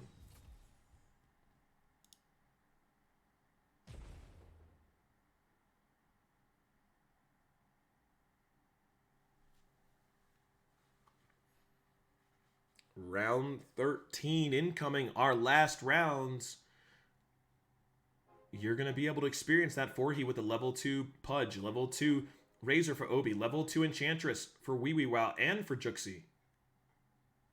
Juxi streaking. New Tony can feel that heat coming from Juxi. Has to beat Juxi by 4 points in order to be able to pass him. New Tony versus Obi. Obi looks like has found his way into mages again. Destroy the mages.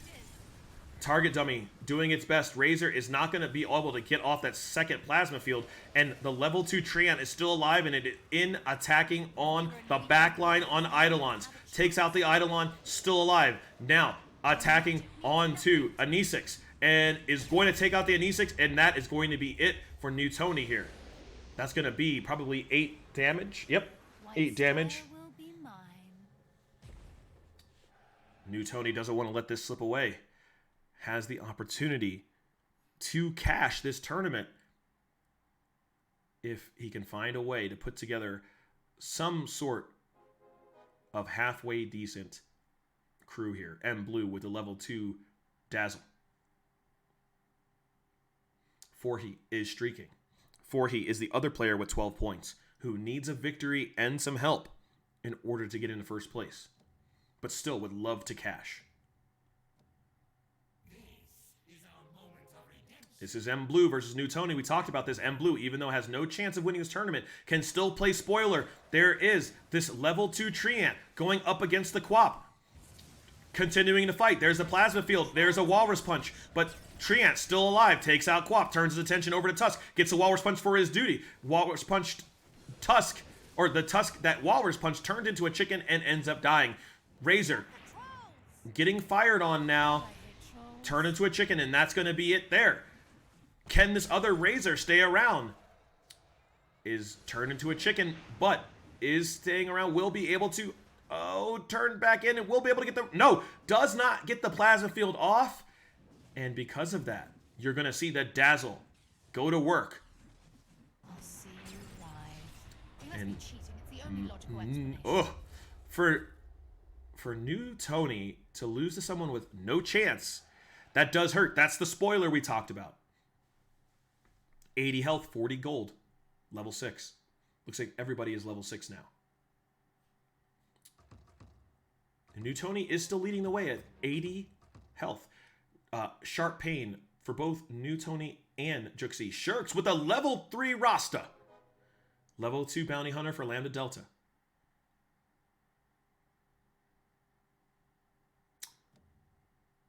Will he see a weapon here with the victory? We're going to find out right now. Level 2 Nature's Prophet for Obi.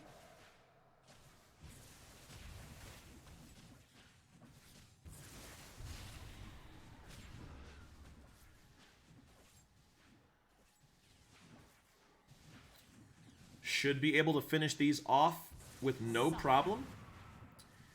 And then we're going to see what item will it be. We must all make sacrifices.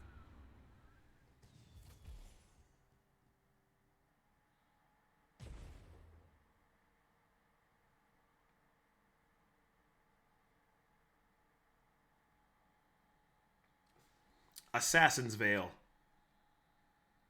was one of the options. Instantly picked the cooldown. Because we know that cooldown on waveform is great. Being able to just get that AoE damage. Everybody on level 7. New Tony, M Blue, Forhe, Lambda Delta, Wee Wee Wow, and Obi. Juxi and Shirk still on level 6. New Tony decides to put Tidehunter mid. And is going to see what happens. Does have a second quap. Looking for that third to get the level 2 quap, which would be a nice little bump up for his Assassin Primordial build. Going up against Forhe. Again, has to beat Forhe in the placements if they're going to win. Here is the Ravage. Oh my, unfortunately gets his Underlord hooked and immediately taken down. The level 2 Pudge going to work on the Tidehunter. Tidehunter is not dying, but Tidehunter now is down. Tusk versus Pudge. There's so much red on the board for New Tony. Knows that he's probably not going to win this round unless a miracle can happen here. But there goes Razor. There goes Tusk. And now it's just a matter of time. But the waveform does do some more damage. Maybe he can go ahead and, you know, save some life. But doesn't kill anybody additional. Shirks also still on a streak at level 6. Shirk's in first place, followed by M Blue. M Blue, like we said, was in last place, only has 3 points. Cannot win, but maybe trying to think, maybe I could get into third place here. Puts together, he's at level 8 and puts together a level 2 Lone Druid. And has no economy, has decided just to push everything in, get some victories and keep the streak going. Lambda Delta versus New Tony.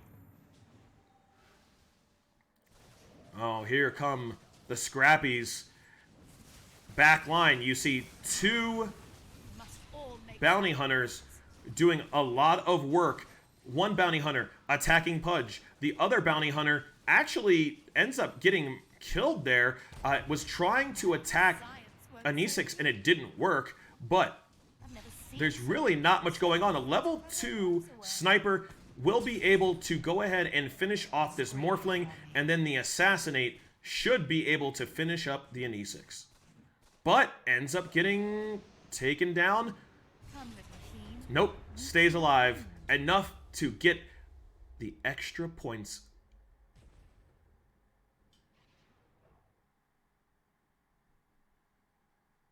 And Blue streaking.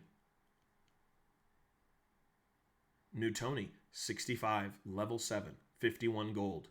Really keeping an eye on the economy. Let's look at the top. M Blue in first place. Built up the gold a little bit.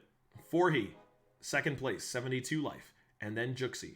And then New Tony. Holding up the rear, Obi.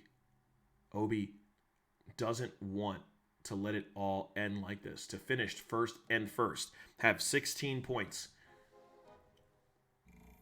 Doesn't want to lose like this. Juxi feeling very good. Juxi with 16 points, but also in first, close to first place right now. Second place, it appears. Oh, no. Third place. They will feel the wrath of the arcane. And you can see this backline Coddle still hanging out, but not too much green going on for New Tony. The red of their opponent is starting to move in. Treant punching the hell out of that target dummy, kills him.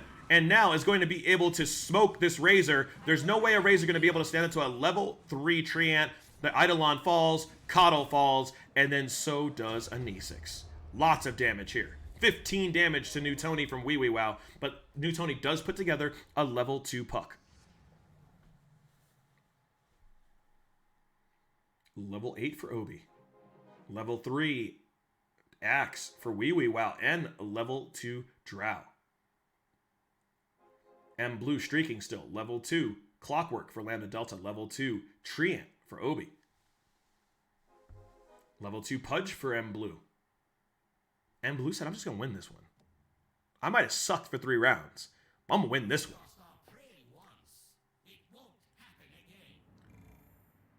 Oh, Tidehunter level 2 for M Blue. Holding it up front with the Pudge. There's the Ravage. And a hook onto a Nisix. And Nisix gets instantly melted. There goes Quap. Get destroyed. Coddle tries his best to illuminate the board. Doesn't kill him. And that is harsh. What a beating to do so much damage with the Illuminate, but not kill the units. 19 damage. M Blue deals out to New Tony.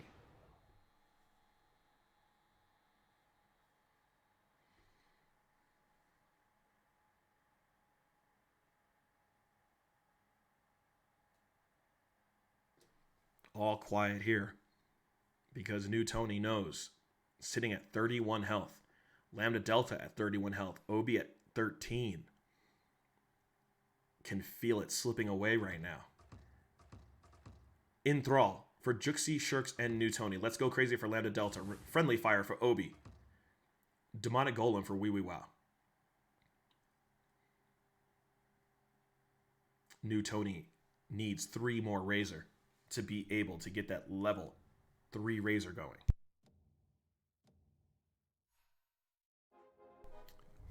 Level 2 Io for Juxi. Level 2 Treant for Juxi. M Blue still streaking.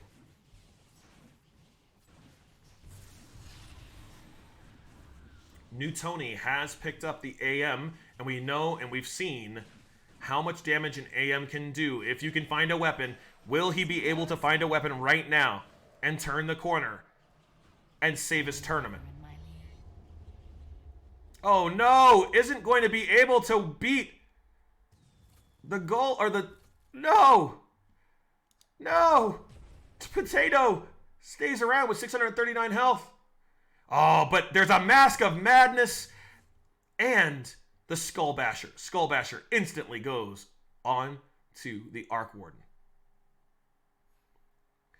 That loss didn't hurt as much because now Arc Warden is about to do his dirty work. Level 8 for Wee Wee Wow, Juxi, and Shirks. Level 9 for Forhi and for Obi. Level 2 Arc Warden for New Tony. Needs that. So he has a level 2 Arc Warden and a level 1 Arc Warden here. But looks like he's got too many pieces on the board. New Tony's at level 9 actually. 1, 2, 3, 4, 5. 1, 2, 3, 4, 5, 6, 7, 8, 9. Has all 9. Now it's time for Arc Warden to show its real worth. Watch the damage. Going up against Wee Wee Wow, who's on level 8 at 55 health and 51 gold. Level 3 Treant and level 3 Axe up front. Level 3 Treant just smashing down everybody. Axe is taking all of that damage. Doesn't care. Hasn't even... It's not even phasing him. The Arc Wardens aren't doing enough. Here comes Treant. Getting through the Eidolons. Axe still taking all of that hits. All those hits. Just doesn't care. They're just little nicks onto the Arc Wardens on the left-hand side.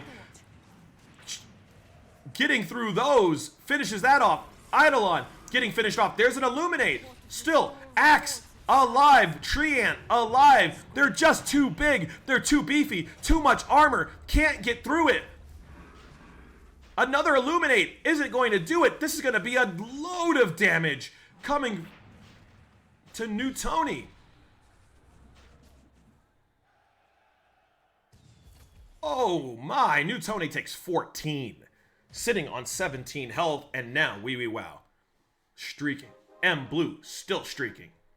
Level 2 Morphling for New Tony. Level 2 TB for Lambda Delta. Level 2 Witch Doctor for Shirks. Level 2 Lena for Obi.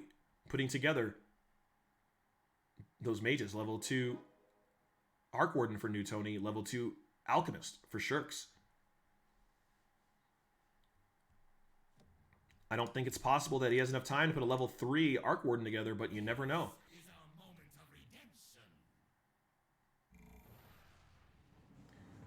It's going to be New Tony going up against Shirks. Shirks has that level 3 Rasta. Chickens incoming. Oh, Coddle does get hooked, but ends up getting the Illuminate off before he dies. The question is, can you get through all of this stuff to get over to the Arc Wardens? One Arc Warden gets hooked. Was that the photocopy? Looks like it was. Pudge, still soaking up all the damage. Going ahead and get moving. Pushing. Everybody. Now, Tusk, the level 1 Tusk is actually able to attack into the Io. I don't think Io was able to get away. Illuminate, trying to take out this level 3 Rasta, not working. The Enthralled unit does come back and gets the Illumination off. Still have to push and try to kill these last Arc Wardens. And the Rasta looks like he's going to be able to do that. We definitely saw these Hunters getting that action.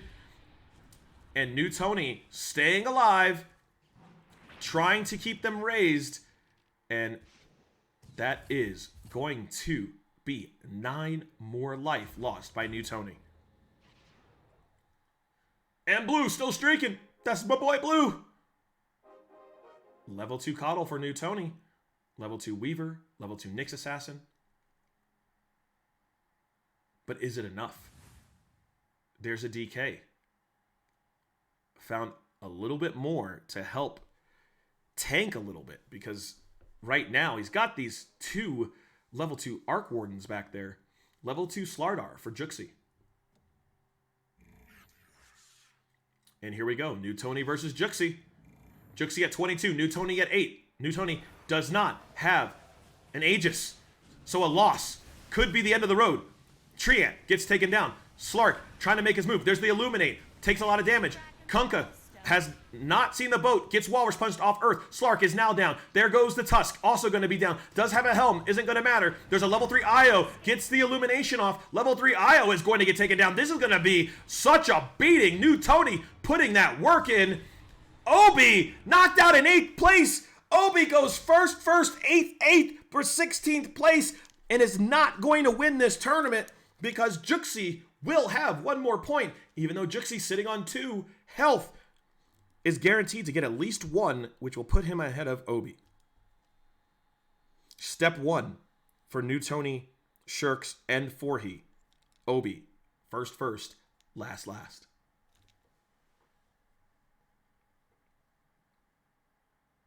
But Juxi is not looking too healthy right now at 2 health. If Juxi were to lose, it would definitely open up everything for the rest of the lobby. Level 2 Troll Warlord for Forhi. Forhi with 12 points, trying to make the move. Level 2 Clockwork for Lambda Delta. M Blue out here doing all of the work, being the spoiler. But now, M Blue came in with 3, can move up to 11, and still can't get 3rd place, but can say that he kept other people from getting 1st place. It's New Tony versus Lambda Delta now. Lambda Delta on 14 health. New Tony doing his best. Here we go.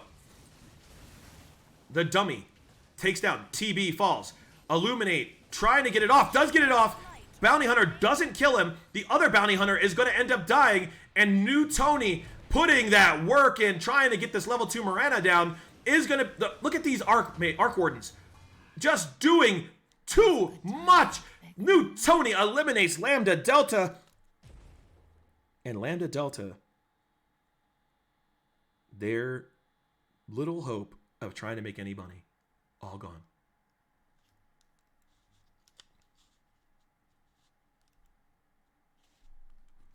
So, Obi gets +0 here.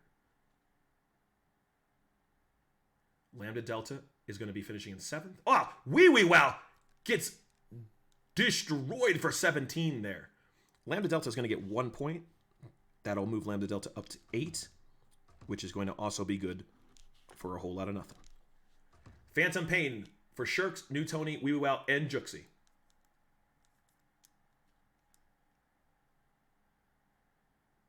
Or is it Juicy? Have I been saying this wrong the whole time? Instant Regret for Forhi.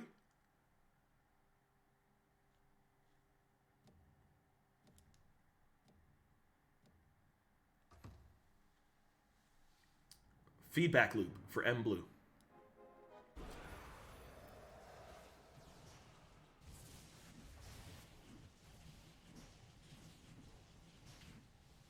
I'm staying a little bit quiet here. I'm just trying to take it all in right now because Blue in 74 can't win. He can win this round, but cannot win the tournament. So it's going to be interesting to see if New Tony is going to be able to turn the corner at 8 health and no insurance, no Aegis to finish this off. Because these Arc Wardens are just doing it. And can he find another weapon for his other Arc Warden? Let's see. Oh, he's 1 away from level 3 Arc Warden. My. Finds a Dagon and a Tombstone. Tombstone next to the Arc Wardens could be interesting. But goes with the Dagon, puts that on the Arc Warden instead. Level 10 for Forhe, level 10 for Wee Wee Wow. Another level... Oh, there's the level 3 Arc Warden for New Tony. With the Dagon. Will he replace it? He will. Yeah, that makes a lot of sense. Let's look at the health here. 4,800 health, and going to make a photocopy of it. So 2 4,800 units that have the Skull Basher. This could be the move. Here we go. New Tony versus Juxi. New Tony needs to eliminate Juxi if he has any chance of winning this tournament. And here is going to be the chance. Will the level 3 Arc Warden be able to do it? And as you can see, the damage, here's the Illuminate. Able to go ahead and get down. But here's the push. That level 3 Lone Druid is doing all the work. And you can see all of this push from the red. But the level 3 Arc Wardens are still back there. They're still doing their part. Taking out the Nyx Assassin. But there's still a lot of red here. Here's the healing. Is it going to be enough? Arc Warden are still doing it. They go ahead and get that Broodmother down. They go ahead and get the next. Oh, it's not going to be enough. New Tony is going to end up falling here to Juxi, knocked out in 5th place. So 6th place goes to Wee Wee Wow. 6th place is going to be the +2 to be at 12. And then New Tony with 4, it looks like. Wait, 8, 6, 5, 4. No, 3. 3 for New Tony, which will put to 15. So now, Juxi and Forhe. We've already watched Juxi before. We've watched Forhe before. But let's watch Juxi on his last legs. We'll turn them into chum. Juxi, 16 points, also has 5 points banked right now. So that would put it to 21. You hear lots of action going down, lots of spider webs everywhere. Ravage goes off. Pudge still in the middle, but the level 2 Broodmother does get ravaged, but still, the level 2 Broodmother is still at 100% health. Takes out the Tidehunter. Looking next to take out Slardar. Takes out Slardar. There's a barrier. It goes down. The opposing level 2 Broodmother dead. Broodmother's finally taking some damage now as they try to move in on this level 2 Troll Warlord. And Troll Warlord says, "You, get out of here, Tusk." Turns his attention to who now? Turns it over to the IO. Takes IO out. And now the level 2 Troll Warlord is going to finish off Lone Druid. Finish off. Stop the trolls. Oh no. Trolls a message. Juxi is going to get knocked out in 4th place. So, 8, 7, 6, 5 points for Juxi. 21 big points for Juxi. So, Forhe. Best Forhe can do is 8, which will be 20 points. M Blue, dead. Most points that Sharks can get is 8, which would be 19. Which means that Juxi is going to be your winner. Juxi is going to take home that $250, but who's going to get second? Will it be Shirks, who has 11 points? Will it be Forhe, who has 12 points? Whoever finishes higher will be your victor. Let's take a look. Let's go get in on Forhe real fast. Both of them are playing against M Blue. I'm going to need new shoes after this battle. Pudge is going to fall. You're just delaying the inevitable. And it looks like Drain their essence. Forhy is going to get the victory here against M Blue. Put some damage on him. 14 damage to be exact. Shirks ends up taking 12. M Blue, being the spoiler, after finishing last place multiple times, is now in the running. Is going to definitely finish in the top 3, obviously, but still could win.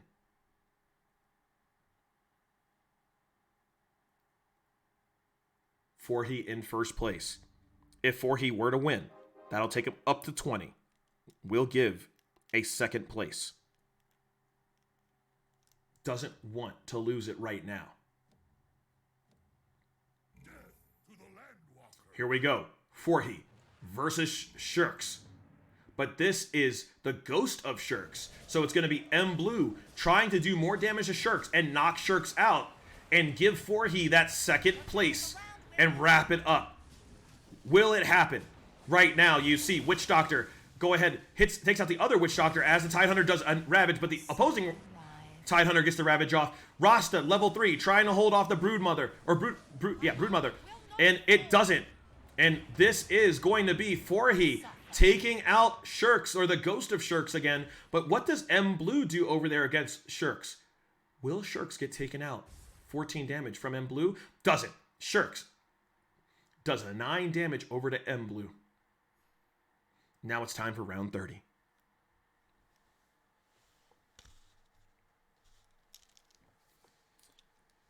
Oh, dinos. Heavy wounds for Shirks. Keep it secret for M Blue. And a Demon's Revenge for Forhy. Level 2 Witch Doctor for Forhy.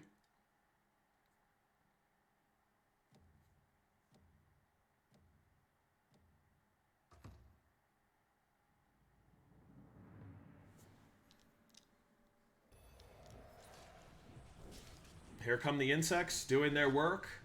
Let's look at the scoreboard really fast. We do see that Forhy also has an Aegis left over.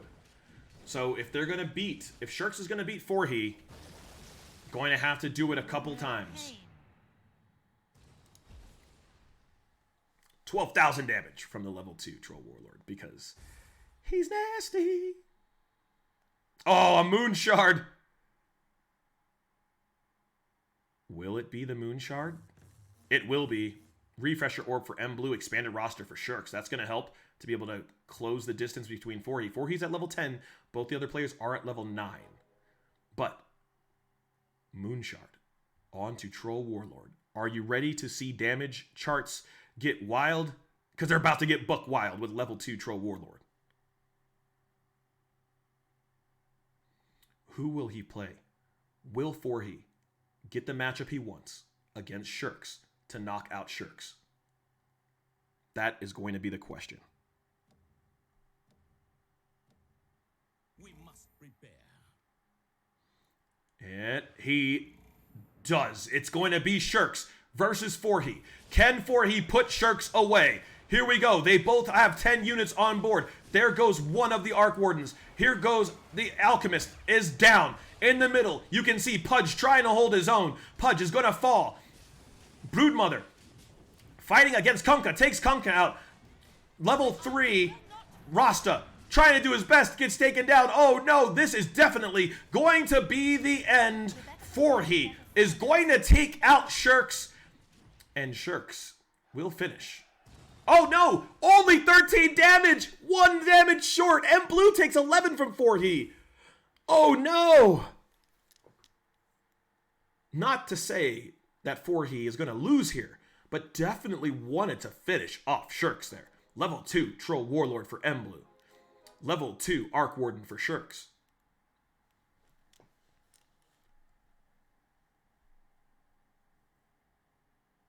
Streaking. Level 10 for Forhy. 53 gold in the bank. 49 health. And an Aegis to boot. Everything going right for Forhy here. And here we go. It's going to be Forhi versus Emblue. The ghost of Emblue versus Shirks. Will the ghost defeat Shirks? Or will Forhi knock out Emblue here and give Shirks those second place points, possibly? That would have been 6 points. They get 17, which would pass Obi. Let's teach these people a We're thing. going to see right now. And this is where the spoiler comes in from Emblue. If Emblue were to just lose, Shirks would be guaranteed the second place points, and Shirks would go up to 17, which would pass Obi. But if Emblue is to defeat Shirks, oh, Emblue does get knocked out. Forhi completes the streak. And now, Shirks guaranteed 6 points. And that means Shirks has 17, which will pass Obi. Obi, who finished first place in the first two, but then the wheels fell off in the next two, will finish with $0. Zero. It's now Forhi versus Shirks. Shirks at 1 health is going to not only have to go through all 49 health of Forhi, but Forhi also has an Aegis. Not looking good for Shirks, but Shirks now knows that she is guaranteed prize money. It's now just a matter of how much. And here it goes. Level 2 Pudge in the middle, soaking it all up. Here comes some insects. Take out the Archmage. Or the Archmage. Arch Warden. Oh my god, it's been a long day. Pudge falls. And now, so does Medusa. Level 3 Rasta ends up getting stunned first for a second. But there goes his health, getting melted right now. Turns the Tidehunter into a chicken. Doesn't matter. It's all a formality right now. It's over for you. Congratulations to Forhi. Gets 8 big points to take up to 20. Shirks is going to get 6 points, take all the way up to 17, which means we will go ahead and check the points again. But it appears to me that first place with 21 points will be Juxi, second place with 20 points will be Forhi, and third place with 17 points will be Shirks. $250 would be going to Juxi, $150 to Forhi, and $100 to Shirks. I will double check, but it has been an amazing tournament. We've played 4 rounds of just high level action. We started on October 8th. Today we're going to finish October 9th. Looks like our champion will be Juxi. Congratulations. I have been your host, Rob AJG. Thank you for tuning in. Make sure you check me out on Twitter, on Twitch at RobAJG. But most importantly, check out GamelinG at GamelinG.net. They're the ones that put up this money to make sure that you can continue to play high-level Underlords and walk away with real cash for doing so. This has been the Dota Underlords Cup. Again, I've been your host, Rob AJG. Thank you again. It's been my pleasure, and we will see you next time.